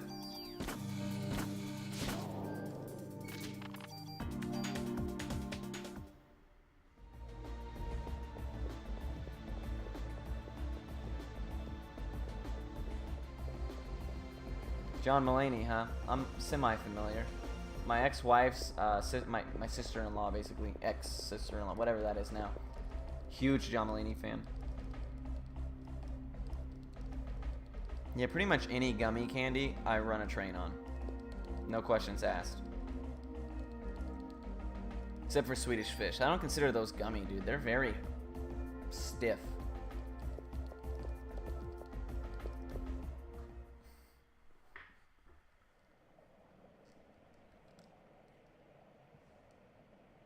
I'm trying to think of what else. Oh, you know what I really love? Is the gummy food. Like the gummy hamburgers. So Nightness's mom goes to Italy every so often. And when she does, they have full-blown gummy pizzas, bro. I shit you not. Oh, damn it. Like, it's like the size of an actual pizza.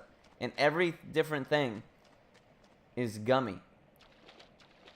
And I can eat that whole pizza in like a day. It's disgusting. I mean, it's amazing, but like the health toll it probably takes is disgusting. Yeah, I shit you not. An entire pizza. All with like it's got gummy mushrooms and gummy this and like the bread and the oh dude, I'll have to find one. And they sell them at gas stations, bro. She always brings them back for me. She already knows. I love them. But like, you know, like the gummy Krabby Patties or the gummy burgers. Yeah, I fuck with those heavy. I could eat a whole mess of those, pounds of that shit in a sitting. No questions asked.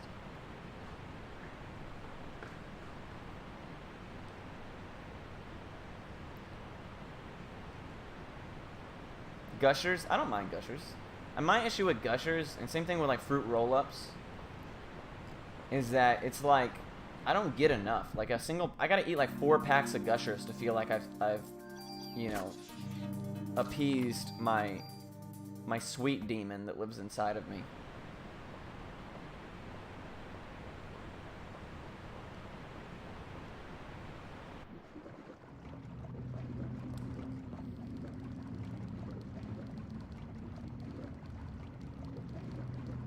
It's true though, Bob. It's like I've never actually purchased or seen them available for sale. I've only just received them. Those gummy foods, gummy burgers and things like that.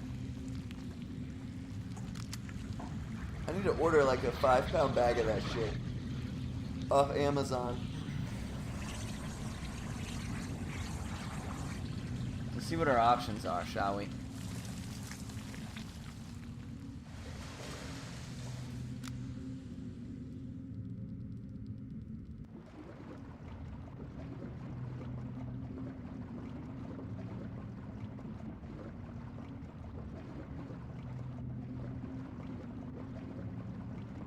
Really?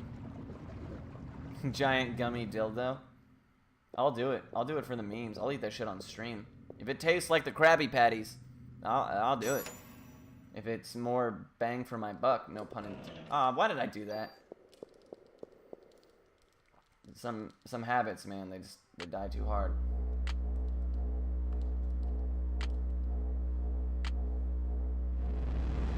Yeah, you're right. Giant ones, I feel like they do something cheap to make them a lot bigger, because they're definitely not as tasty.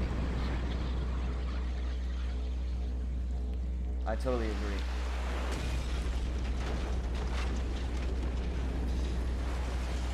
Gummy pizza.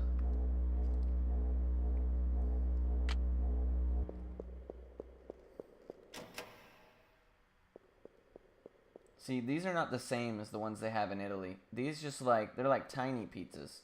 Nah, and this one's just, nah, I'm talking about, this thing was full-blown, deep dish, all gummies, supreme style.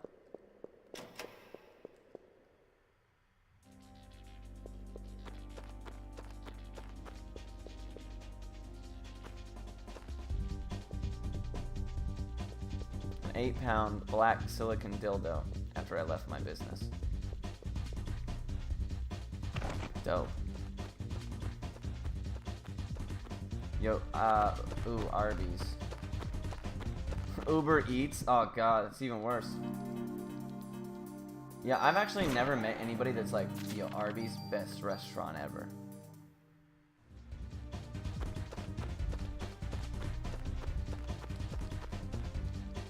Funniest group chat of my life. Nice.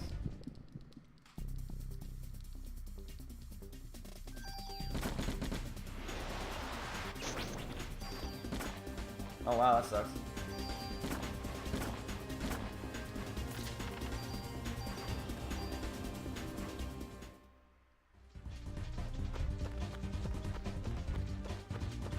Uber Eats is pretty expensive.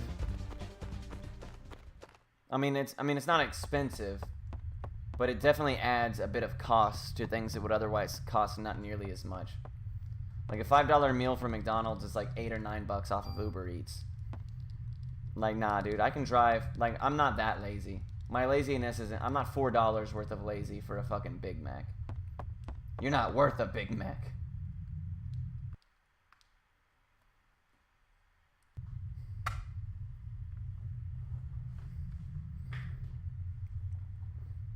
You see, I'm just not, I don't know. Arby's food. So Arby's, they had this thing at once that was called, yo, I love curly fries. Jack in the Box, I'm not crazy about Jack in the Box, but you better believe if they're giving away curly fries, I'm getting curly fries. I go and buy them, but there's not enough of the curly fries aren't good enough for me to go to Jack in the Box and deal with all the other mediocrity as a result. I actually like In-N-Out's fries a lot. I'm really into like the really starchy kind of fries. Less salty.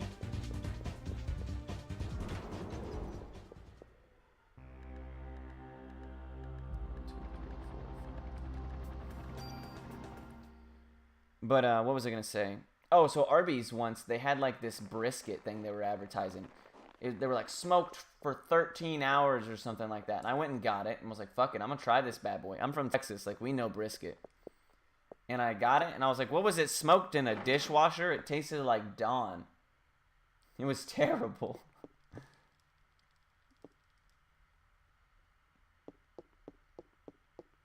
Yo, Dairy Queen is some no fuck around place, dude. I feel like Dairy Queen doesn't get the credit it deserves. The jalapeno poppers go so hard.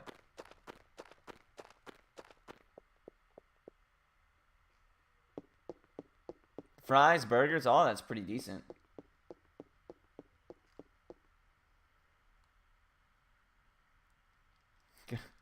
Dawn is good for wildlife. It's not good for my taste buds, I'll tell you that much. I remember calling my wife at the time, my ex-wife now, because we both were like, there's no way that Arby's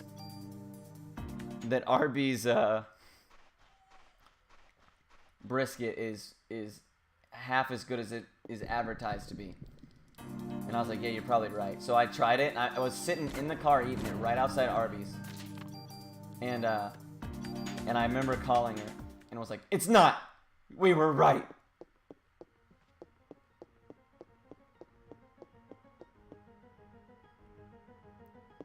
What is that? Fried yucca? Fried yucca? What the fuck does that mean?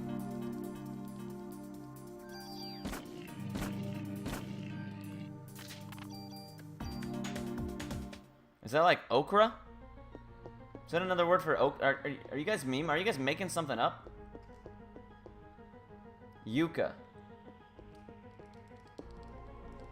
What the fuck is that? It's like a potato. Oh, dope.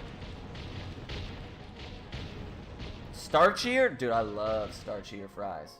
I'll fuck with it then. That sounds dope. If you guys have a, there's a restaurant called Smash Burger. If any of you guys live near one, they have these things called smash fries, which have like basil and oregano and stuff like that on them, and they are some of the greatest fries on earth. So we'll take all three of those. Smash Burger is amazing. It is so good. Alright, we didn't get the encounter. That's good.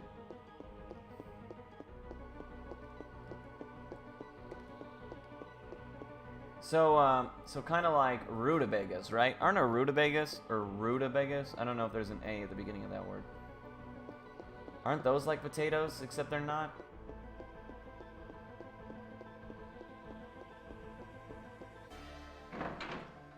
Yeah, oh, Smash Burger, that's because Smash Burger is not a, it's not fast food, right? Smash Burger is,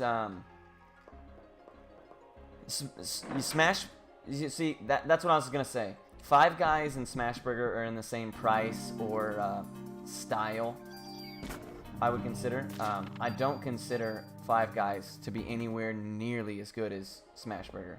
And in Texas, we have Twisted Root, which is so much better than any other burger place that it's actually kind of, you'll never go to any other place ever. You just don't. But yeah, it's not fast food. It's like, yeah, do Five Guys for how much it costs is just too bland. That's why every time I've gone, I've been like, well, and in Twisted Root here, they have elk, kangaroo, alligator, bison, like all these kinds of, if they're in season, like game, different burgers and things like that. Then they put like wok and eggs and like fried pickles and pretty much anything you can imagine on their burgers as well. They make their own root beer. Oh, dude, it's the greatest place. It's kind of like, it's super low key though. Like it's as far as I know, only in Texas and not even all the parts of Texas. We'll take that medicine for. But yeah, Smash Burger is way better than Five Guys in my opinion.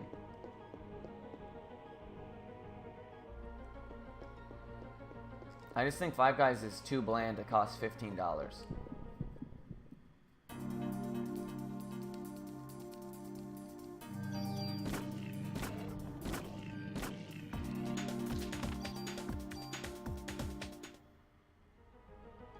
With Smash Burger, I feel like even their chicken is really good.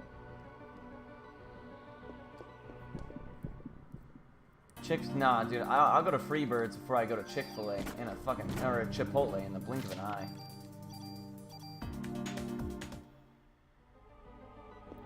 I'd definitely choose Freebird over Chipotle, but I do like Chipotle. It's not that I dislike Chipotle at all.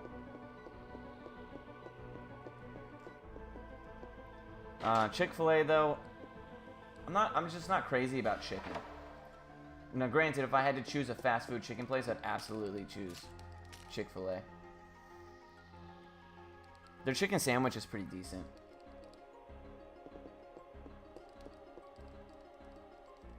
Yeah, Freebirds is so good. I worked at Freebirds when I was 16. And they have like cayenne tortillas and like carnitas and really, really good hot sauces. And I'm a big and a spicy kind of person. Their steak is inside skirt fajita steak. There's no way Chipotle, being once owned by McDonald's, uses inside skirt fajita steak.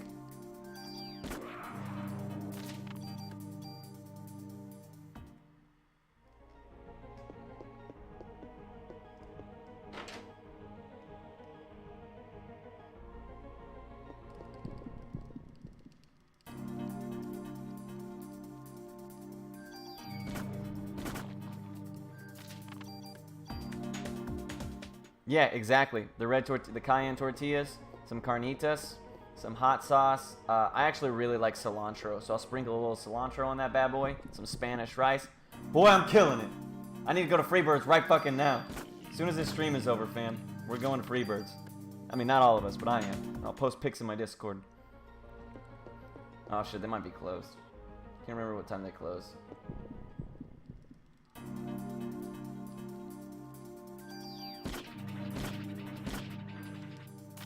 Oh, that sucks.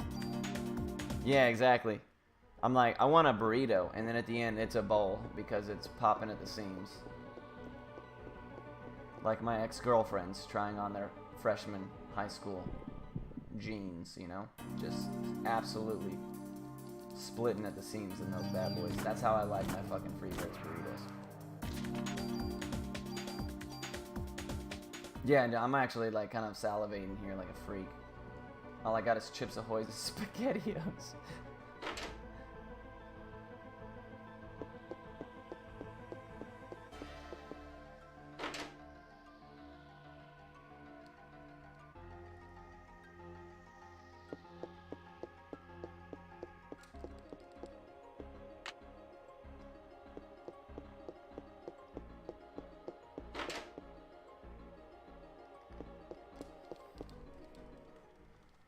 Mix what? What are we mixing? SpaghettiOs and Chips Ahoy? Ugh. Hell nah. I hate the people that like, I don't like my food to touch at all. Oh, also, okay, so there is one more weird thing about me.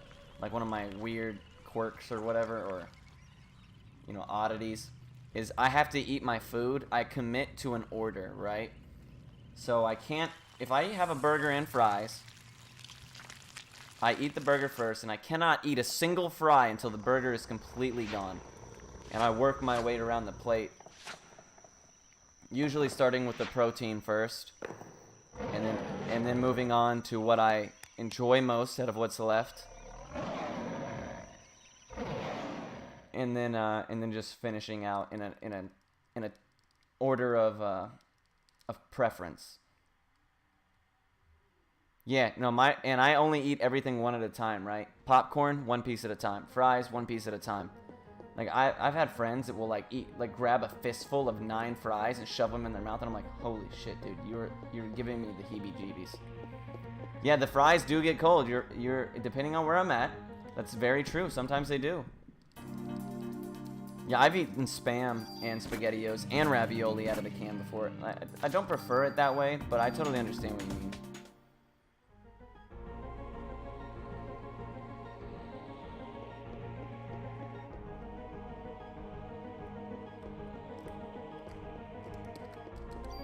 Oh, fuck.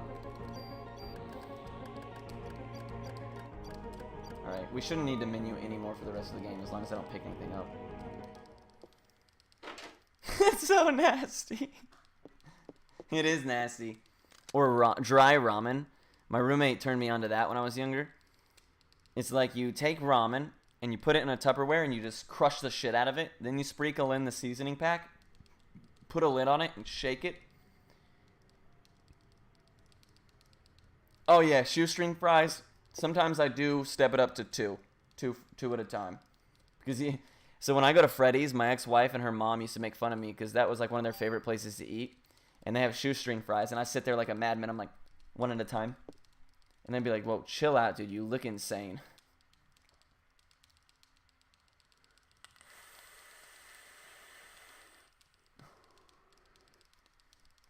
They have like a jalapeno Spam now. And it goes so hard. It goes so hard. It's so good. Now, granted, you have to usually... It's really hard to eat Spam by itself. Maybe just as I've gotten older. But, like, put it with some rice or something, and it's way good. It's just that you can actually taste how high salt that is, and it really dries your mouth out and stuff. It's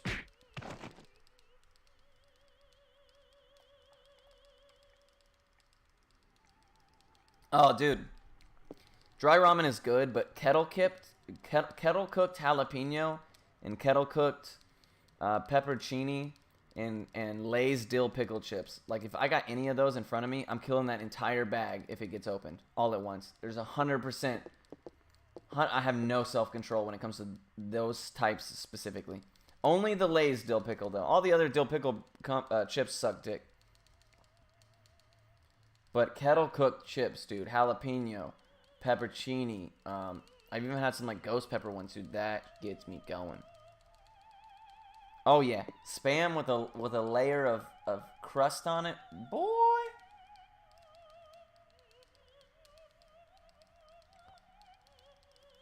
Yeah. So, I know that in Hawaii, Spam is treated entirely differently than it is for the rest of the world. Oh, yeah. Kettle jalapeno. So you understand, then. Yeah, in Hawaii, Spam is like a delicacy. It's like a real thing, dude. In Hawaii, Spam is very, very common. Yeah, I like to put it on just a side of white rice, dude. Maybe even get like some egg in there. Boy, you're basically a white Asian person at that point. You're basically a Netflix adaptation of an actual Asian meal.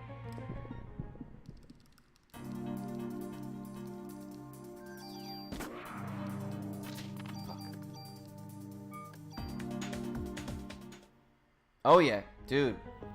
They say that like drinking like a single shot of pickle juice is like your daily sodium intake for the entire day.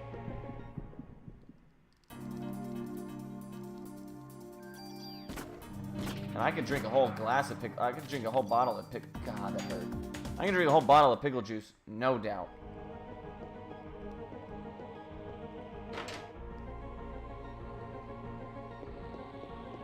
Like, if you have drained the entire glass jar of pickles and there's no more in there, I'll drink that whole fucking thing right, like, on the spot. I love pickle juice. But it's apparently super bad for you. All the good things are. Yeah, Spam is coming in all kinds of crazy different styles these days. So is, Vienna sausages.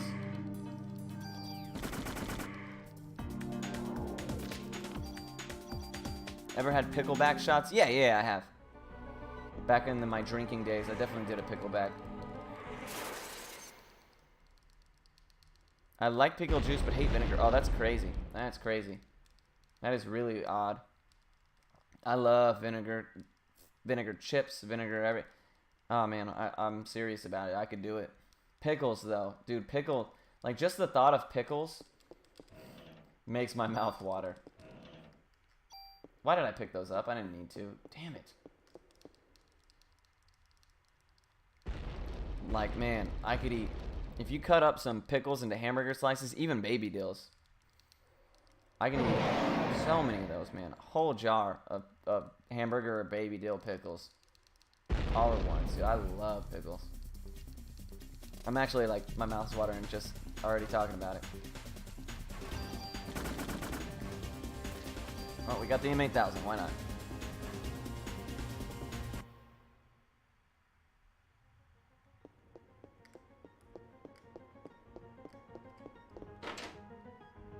Vinegar on fresh fries. Wow. So there's a sub shop, and they make the best cold sandwiches. It's called Jersey Mike's. I don't know how common they are. But Jersey Mike's puts like a vinegar and oil mixture onto their subs, and dude, it is fire. It is so good. It makes like your standard cold cut sub, it like really takes it to the next level. Good practice giving the MAK, yeah, no doubt.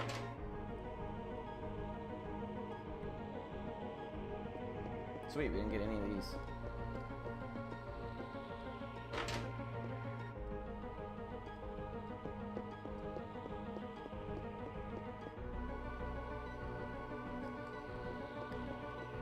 Jersey Mike's, yeah, so it is in other states then, besides Texas? That's good. I like it a lot. I consider Jersey Mike's the best place to get a cold sub, and Potbelly's the best place to get a hot sub. Like, fuck that Subway and Witch, and what's that other one that's, you know, he, like, was naked with a shark or whatever, that people like so much. I can't think of the name.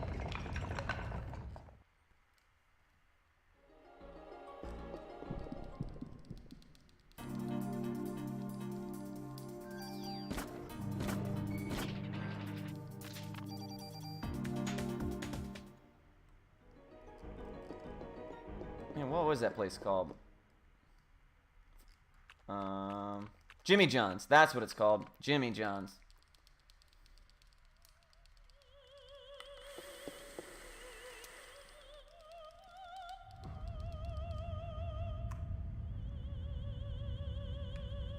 Like, Jimmy John's is nothing compared to Jersey Mike's or Potbelly's. They're in other states for sure. Cool.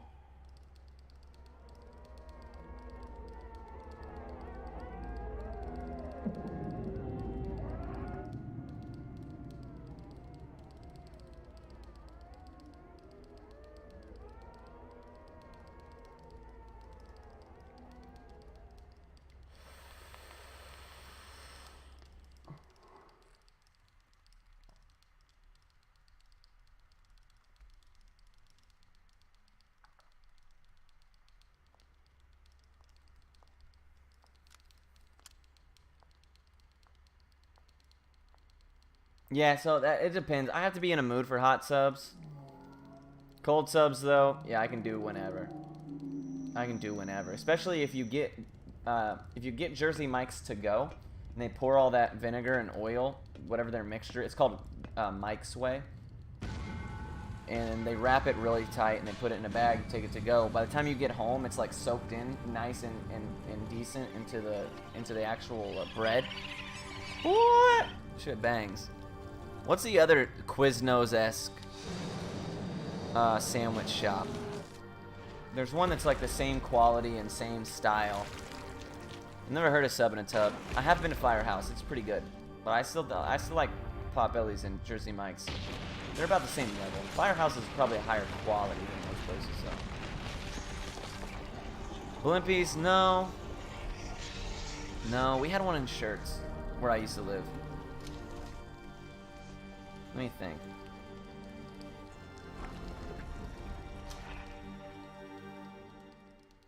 Shirts sandwich. Listings for sandwich around Shirts. Here they are. Schlotsky's. That's what it's called. I don't fuck with Schlotsky's. No, sir.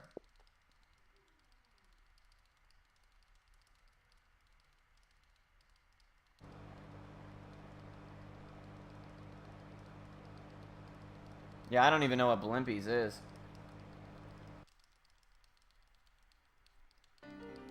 I'll tell you one thing that we really do miss out on, because I did live in the north for a good portion of my life. White Castles and Crystals. Now, I think Crystal went out of business because it started to expand in the south, and we had a Crystal go in where I lived in San Antonio, and it went out of business almost immediately, like in a span of just a couple months. But though, dude, White Castle and those kind of small burgers, those sliders, as they're, you know, White Castle actually created the term slider that everybody uses now. Fun fact. I think that's true. That's what I was told by my dad. But I remember being very, very young and my dad taking me to White Castle, and they were advertised as sliders. See, you know, and it is overrated, but it's a different type of burger. It really is. You can just kill a whole one in one bite. You know, I could eat like 40 of those bad boys. And the ones that you get in the frozen aisle, they're not the same. Yo, White Castle bangs. Y'all crazy, dude. To each their own. I can understand you guys don't want to eat absolute filth. That's fine.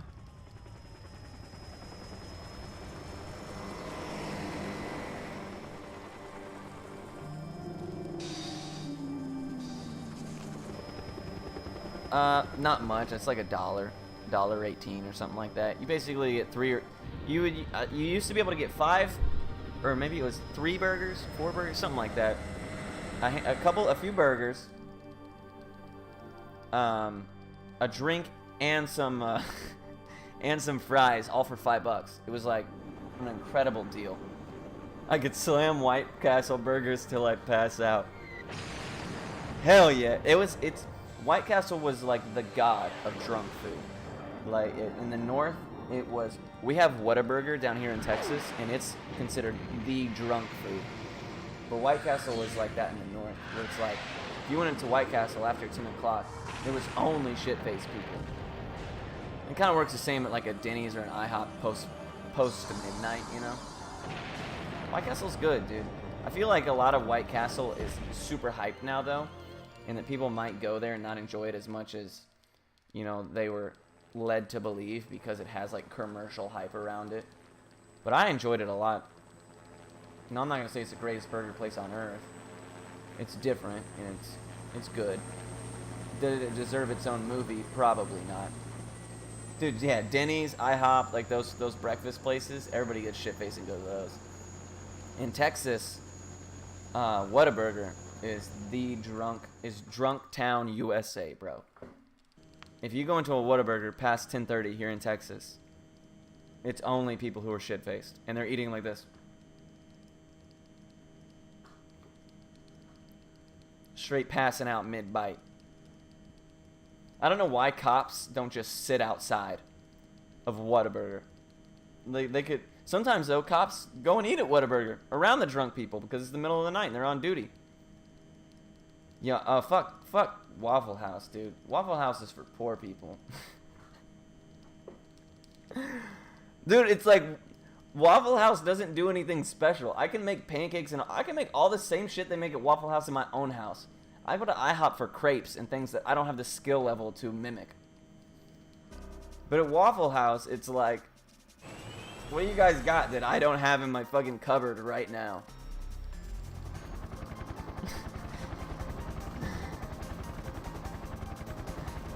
Dude, it's, oh my god, Waffle House. You know, I don't mind it. If somebody takes me there, I'll eat Waffle House. I can find something to eat at every breakfast place on the face of the earth because it's breakfast, right? It's so general. But like, if I had to choose between IHOP's crepes or going to Waffle House's anything, I'm going IHOP. But the difference is, and I found this out, the difference is that Waffle House, people are into the big, you know, the breakfast meats, the sausages and bacons and like a big ass, you know, breakfast sandwich and things like that. Whereas I'm on the sweet side. I like the pancakes, I like the waffles, I like the crepes and things like that. And I feel like there's a pretty big distinction.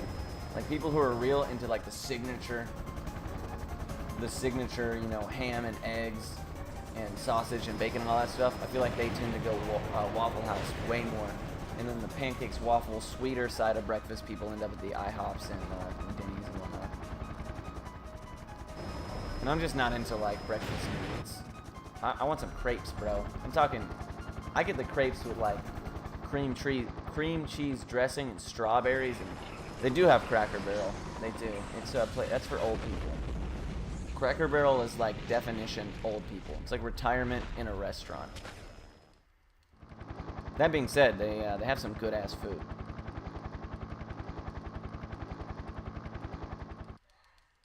But I go there and I'm like, you guys are selling wooden rocking chairs on the porch, and I gotta walk through an entire fucking gift shop just to go sit down and so I can play the triangle game with the pegs in it, where it's like, see if you can get the last peg, you know, or whatever. See if you can get all the pegs out of the board by jumping over other pegs. That game is on the table of every fucking Cracker Barrel. And I gotta walk past 9 Woolly Willies just to get to my seat.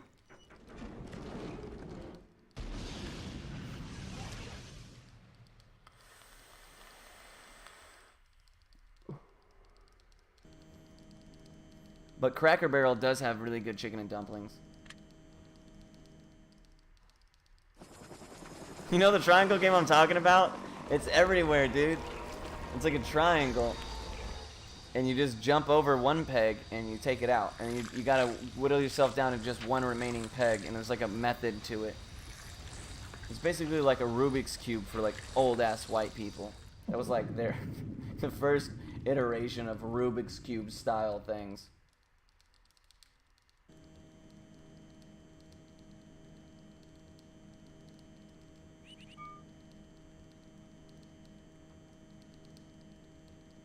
Oh, Cracker Barrel.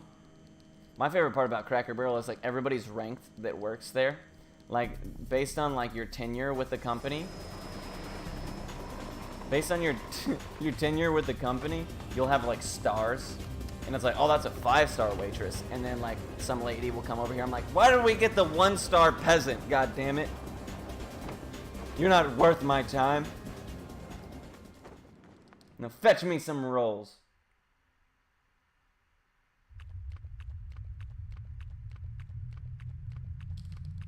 How does Parasite Eve always turn into food discussion, dude? Why is it only this game? Yeah, the triangle game. When somebody says Cracker Barrel, it's the first thing that comes to my mind. Is I gotta look up the solution on Google right now, so when I get there, I'm prepared.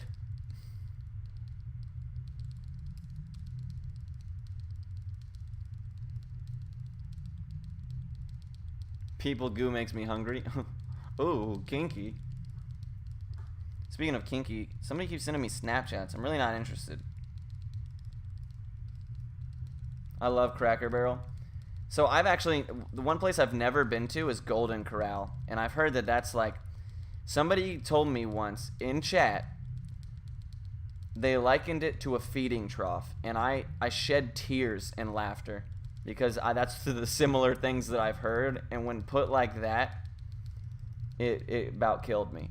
I was dying. I wish I had the highlight from that stream, but it was so long ago. I'm sure I don't have the VOD anymore. He was like, there's these ropes, and when they put the buffet out, you all stand behind the ropes, and then when it's ready, they move the rope. And it's the feeding trough. All the animals just bust out of their cage and go line up and just eat out of the trough. Oh man, it's so funny to me. Hours old Waffle House. See, I've seen like the things online where it's like Golden Corral leaves their cooked food at the end of the day, like out by the dumpsters. You remember that whole ordeal that was on the internet for a while?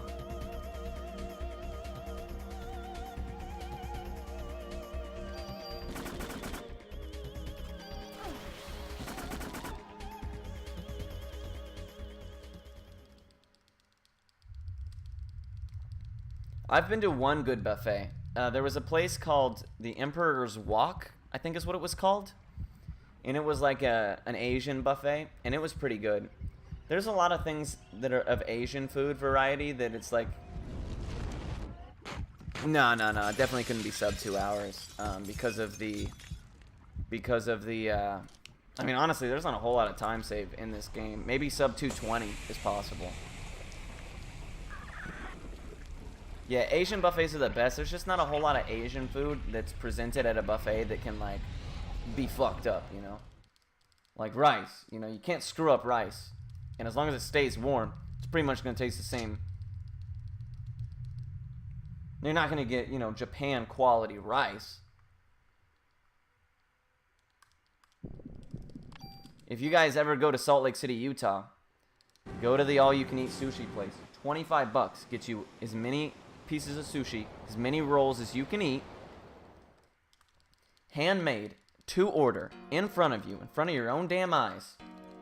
And it is so good. I was under the impression I'm like $25 sushi buffet. It's gonna be garbage. But dude, it was amazing. And me and my roommates ate hundreds of dollars of sushi. I went twice. Once by myself, once when my roommates came to RPG Limit Break to visit and catch my run. Fun fact, you can actually see Nightness and my other roommate in the back VOD of my RPG Limit Break run if you care, but it was so good. I will absolutely, that'll be my first stop if I go back to RPG Limit Break. Mongolian barbecue place? I've never had Mongolian barbecue, but I've heard a lot of good things about it.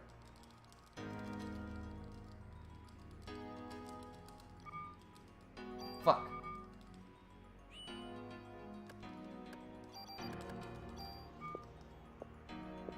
Screwed up a little bit there. Go ahead and get started. That's so funny. Pizza and fried chicken and mac and cheese at an Asian buffet. That's so true, though. That's so true.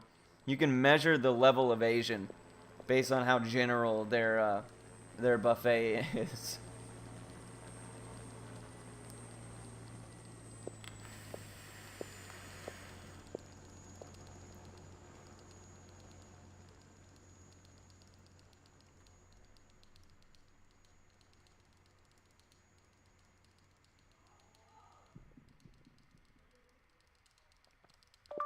can leave work early, comma, go in late, comma, or take an extended lunch break.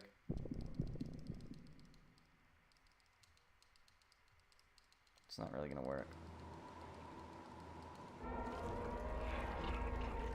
They're all bitching about how many hours I'm at. I'm always at this many hours. Stop breaking shit. Frogs or chicken feet? If you go into an Asian place and it doesn't have a koi pond, just don't even fucking bother.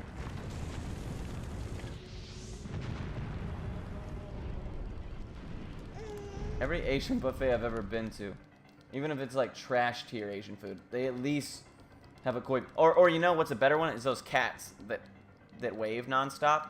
If they don't have at least one of those, then fuck them.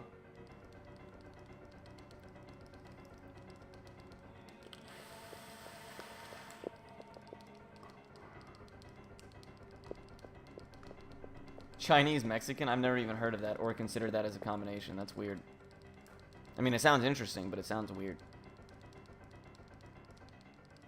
Oh man, tacos and fried rice? That does sound really good. In Texas, though, especially where I'm at, the San Antonio area, Dallas not so much,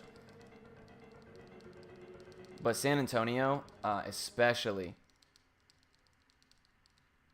being so close to, you know, the south side of Texas and everything, really, really high Mexican population. Dude, it is. We get some of the tacos, like straight up. There's a place called Taquerias, where it's basically like a Mexican butcher shop. They cook the meat it's super fresh meat, just fucking filled with just, it's so bad for you. But they'll sell you like a pound of barbacoa, some handmade flour or some handmade corn tortillas, usually handmade salsa. You get one of those big Spanish Mexican Cokes, and bro, it's over. And you can get all that for like $10, and like 2 or 3 people can eat that. And it's straight up, like, you gotta be able to speak Spanish or point really well. That's the only way you're ordering food at these places. That's how you know you're at a good place. Also, here in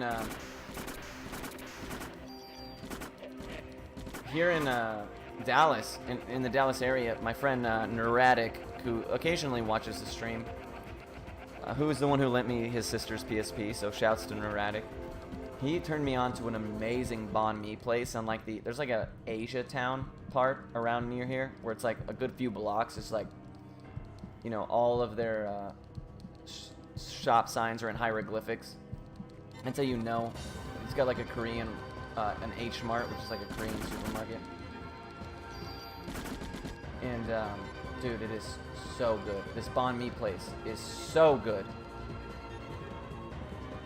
I don't know, actually, if we use Maida's gun. I don't know. Well, I mean, we have max ATB, so you might as well. Yeah, I have had pho.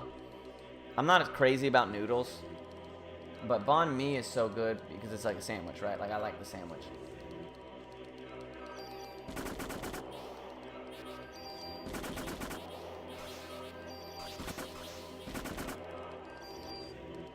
Yet auto equips Maida's gun, and I imagine it's probably still not really a time loss to, if it is slower, to just shoot it.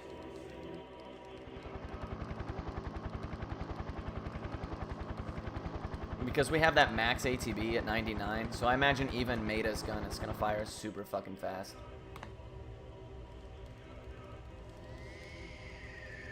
Oh, that's true, that's true.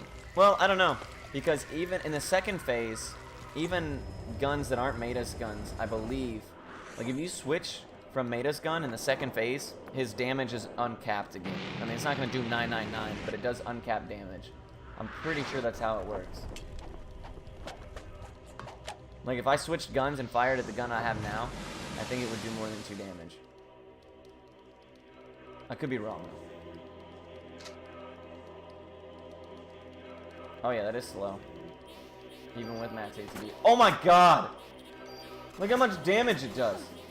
Oh, I bet he has way more HP in this version.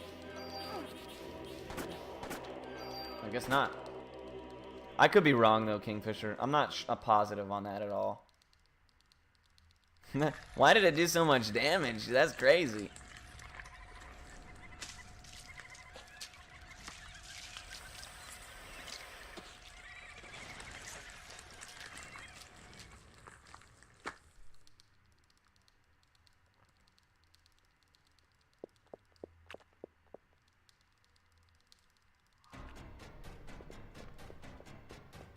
I don't know what our pace is compared to Crazy Awesomes. So we'll find out. Why are we talking about Parasite Eve during the food and sexual assault stream? God forbid Primus or somebody actually watch every minute of this.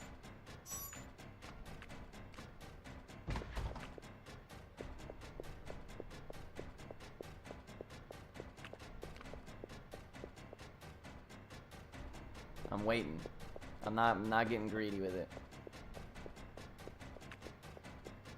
I'm getting greedy with this one. I know this screen. I know all this screen, so I should trust myself a little bit more, but even when you know, sometimes you fuck up.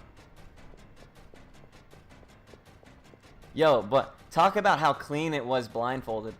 So I found out when I went back through and watched some of my older VODs that if you just hold right after you hit the console, you'll run into that to the wall, and then as soon as you hit that wall, you move down. So in the blindfolded, I was able to mimic that. You'll hit this pipe right here. I'll show you.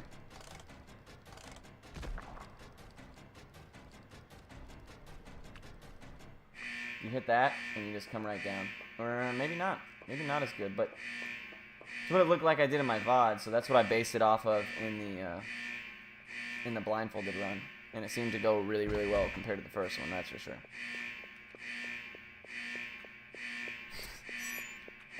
Yeah, that was a lot, Kingfisher. That was a ton of damage. I don't know why it was like... I mean, it's Meta's gun, so our gun stats don't really matter. But it did shit ton of damage, that's for sure. We do have increased crit, which is on our armor. So maybe that had something to do with it? Or increased attack or something like that. Something on our vest has us doing extra damage. There we go, ladies and gentlemen. Now, I believe that is... Just doing the math really quick. I'm pretty sure that's the Parasite Eve sweep, ladies and gentlemen. I think it's been done. Let's go. Let's have a look, shall we?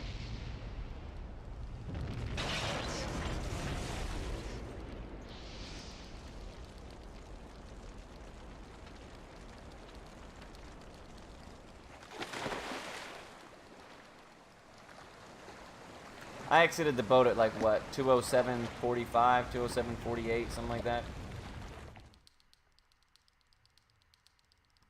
Oh yeah, never mind. It by quite a bit, 2 or 3 minutes. It looks like.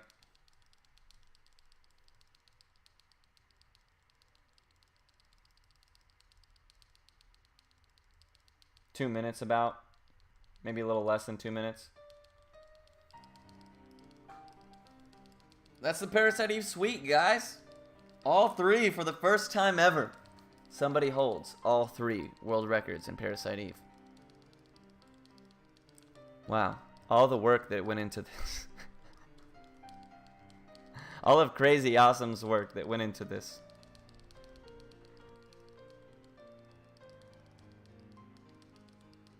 Not.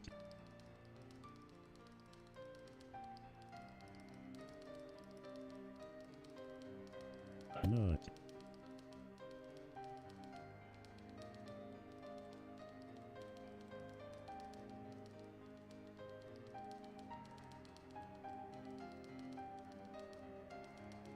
Not. Thank you guys for nutting. Now Primus gets to sit through 2 VODs today, man. Your mom lets you have 3 world records? She damn right.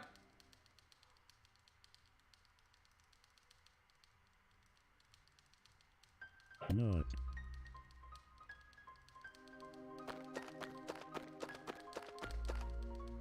I can't wait to be mashing. Or to not be mashing.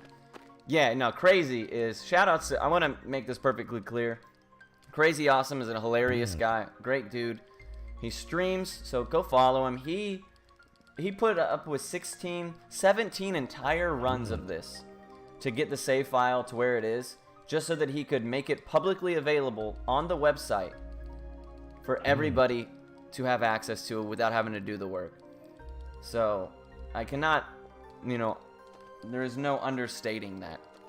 I wouldn't have even considered doing this had he not made that available to me. Great dude.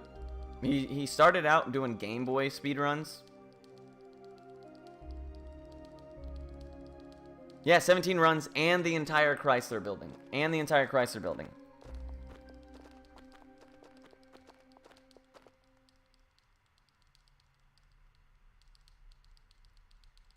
So easily, if each run is 3.5+ hours, 3.5 hours, probably more. And the Chrysler Building is fucking tons of hours. Tons. Because you got to go into every room and open every chest. Yeah, probably 80 hours of work. And he just made it publicly available for everybody. 2 different versions. So that you have the perfect save that's prepared for this run and the perfect save prepared for the new game Chrysler Building. Just tons of work, man. Tons of work he did. And out of the kindness and generosity of his own heart, shared it. So, you know, he is largely to thank. He did more work than I did tonight, I promise.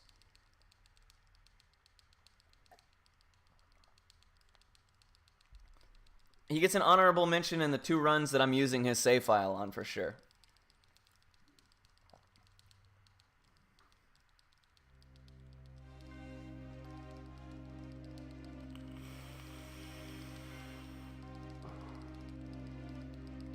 I'm so ready to be done mashing.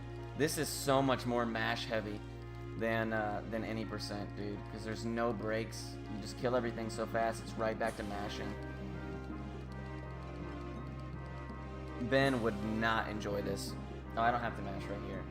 Thank God. As soon as the cuts or the credits start, I can be free. And we finish before midnight, man. It's crazy when you run games that aren't that long. For a change, that you can like start at 7:15, 7:30, and finish multiple runs before midnight. That's insane. Which is good because I was hella late to work. My ass stayed up way too late last night. But I just pretend, I'm like, because I'm always in overtime, when I show up late, they're like, hey, what's going on? I'm like, sorry, I came in late to balance out my overtime hours. And they're always like, oh yeah, dude, good idea. And I'm like,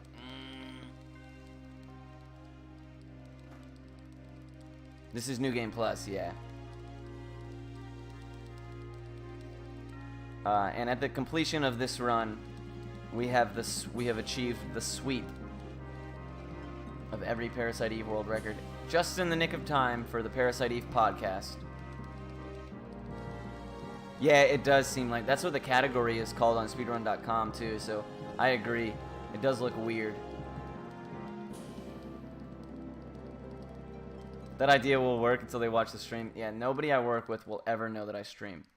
I'll make that 100% clear. but I'm always like, yeah, you know, I came in at 10 instead of 9 today because one day I went in at like noon. And I showed up and they didn't even ask. They always just, they're like, oh yeah, he did it so that he didn't have to be in overtime. He's helping us out. And I'm like, yeah, exactly. Oh, that's it, guys. We're done. No more mashing. Thank goodness.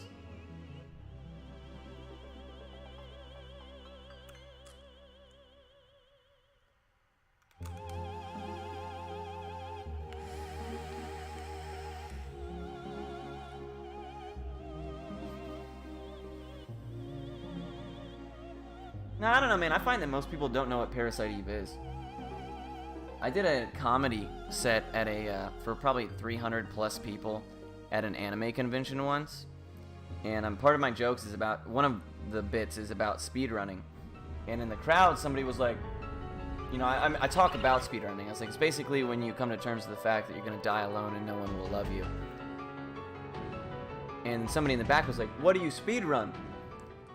And I was like, well, you know, I'm probably most known for Parasite Eve. And like 5 people of this crowd of 300 were like, yeah! And I was like, that seems about right.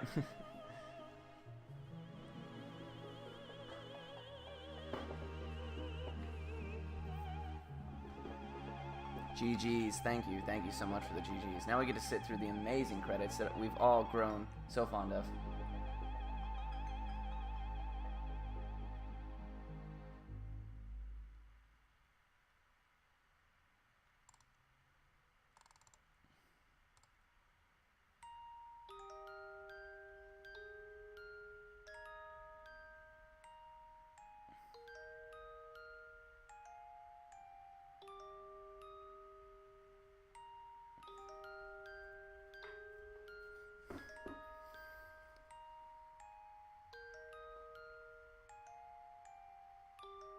$15 plus out. Oh, dude, I totally understand. My last job, there was times when I would close, get home at 4, and I had to be back there at 8:30, 9, and I was like, you guys, fuck you guys.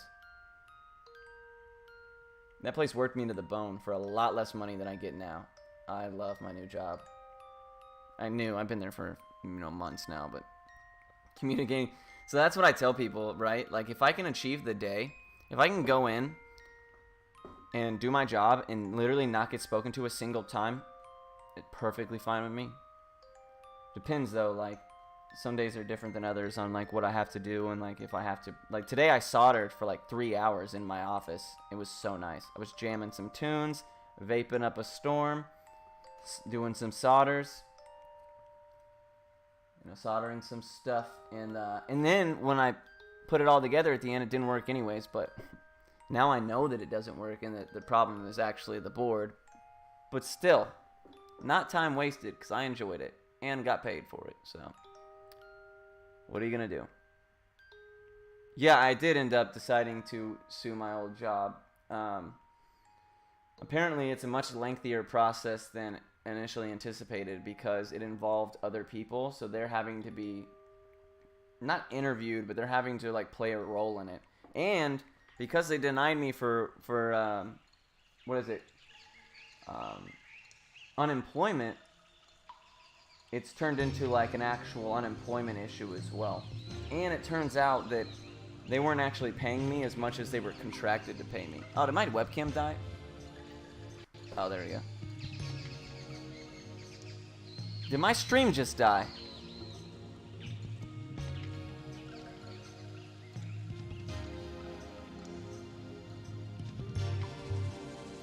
I went to 0 bit rate. I'll be pissed. Yeah, they denied me unemployment. And because of that, it all of a sudden is like a... Do you think it got split?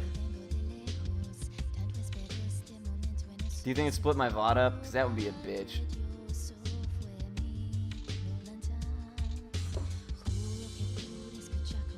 I didn't get the notification.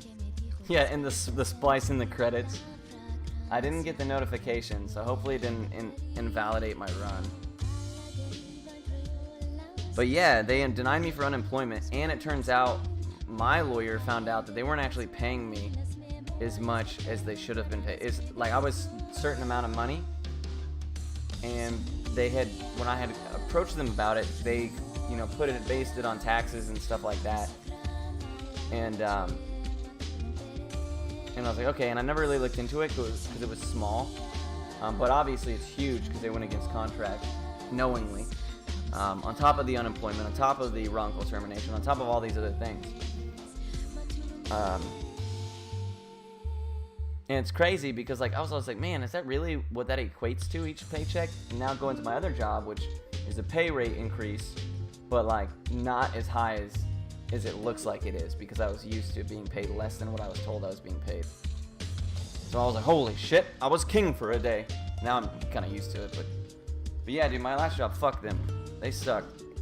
And especially all the things I did. I died at that place for over a year. For them to treat me like shit. Oh, they will absolutely... My lawyer told me they're going to settle so fast, it's going to be ridiculous. But corporate... The heads of the top who really liked me, they didn't even know I had been let go, and they didn't know that I had been let go in that fashion. So they were when we went to them about it, they apparently were like, "What are you talking about?" And now it's coming down on the person who was overseeing my district and me specifically. So it's taking a long time because of all that, which is annoying, but it'll get done for sure. Just like I paid for when I got wrecked into. When that guy wrecked into my car, I had to pay the entire total to get my car out because the insurance wasn't assuming fault for it. So when that paycheck gets reimbursed to me, and when the court settlement comes through, I'm gonna be rich for a day and a half. I'm sorry, Primus. I'm sorry. One last one, I promise. Unless Crazy beats my Chrysler tomorrow, in which case maybe another one. But I promise, I'm done for a while.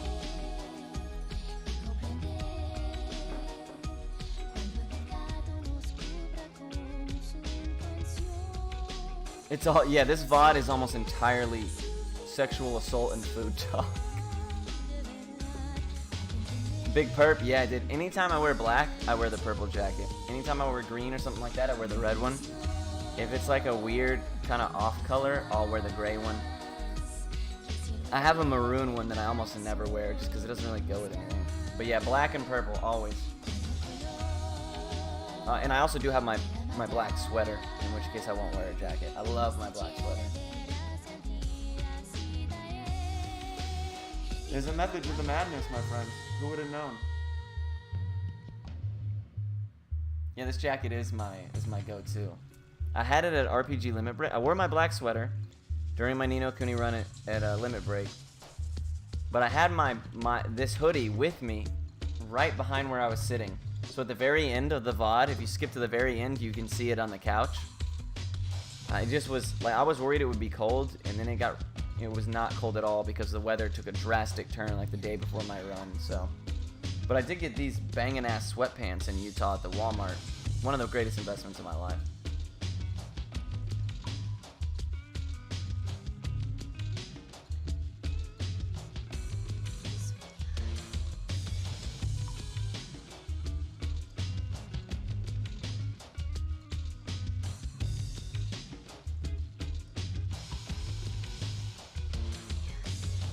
Oh man, it has been a pleasure, my friends. Thank you so much for sitting through 2 days worth of Parasite Eve with me.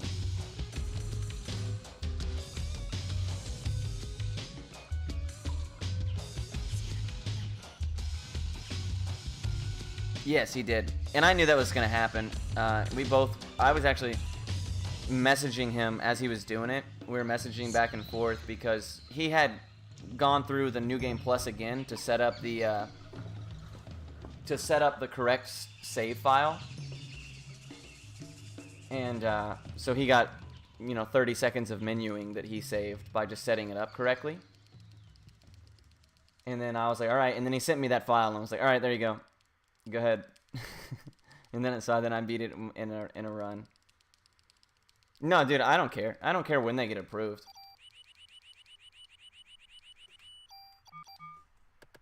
Damn it, I forgot about that. So there you go, guys. A little over, almost 2 minutes, not quite 2 minutes.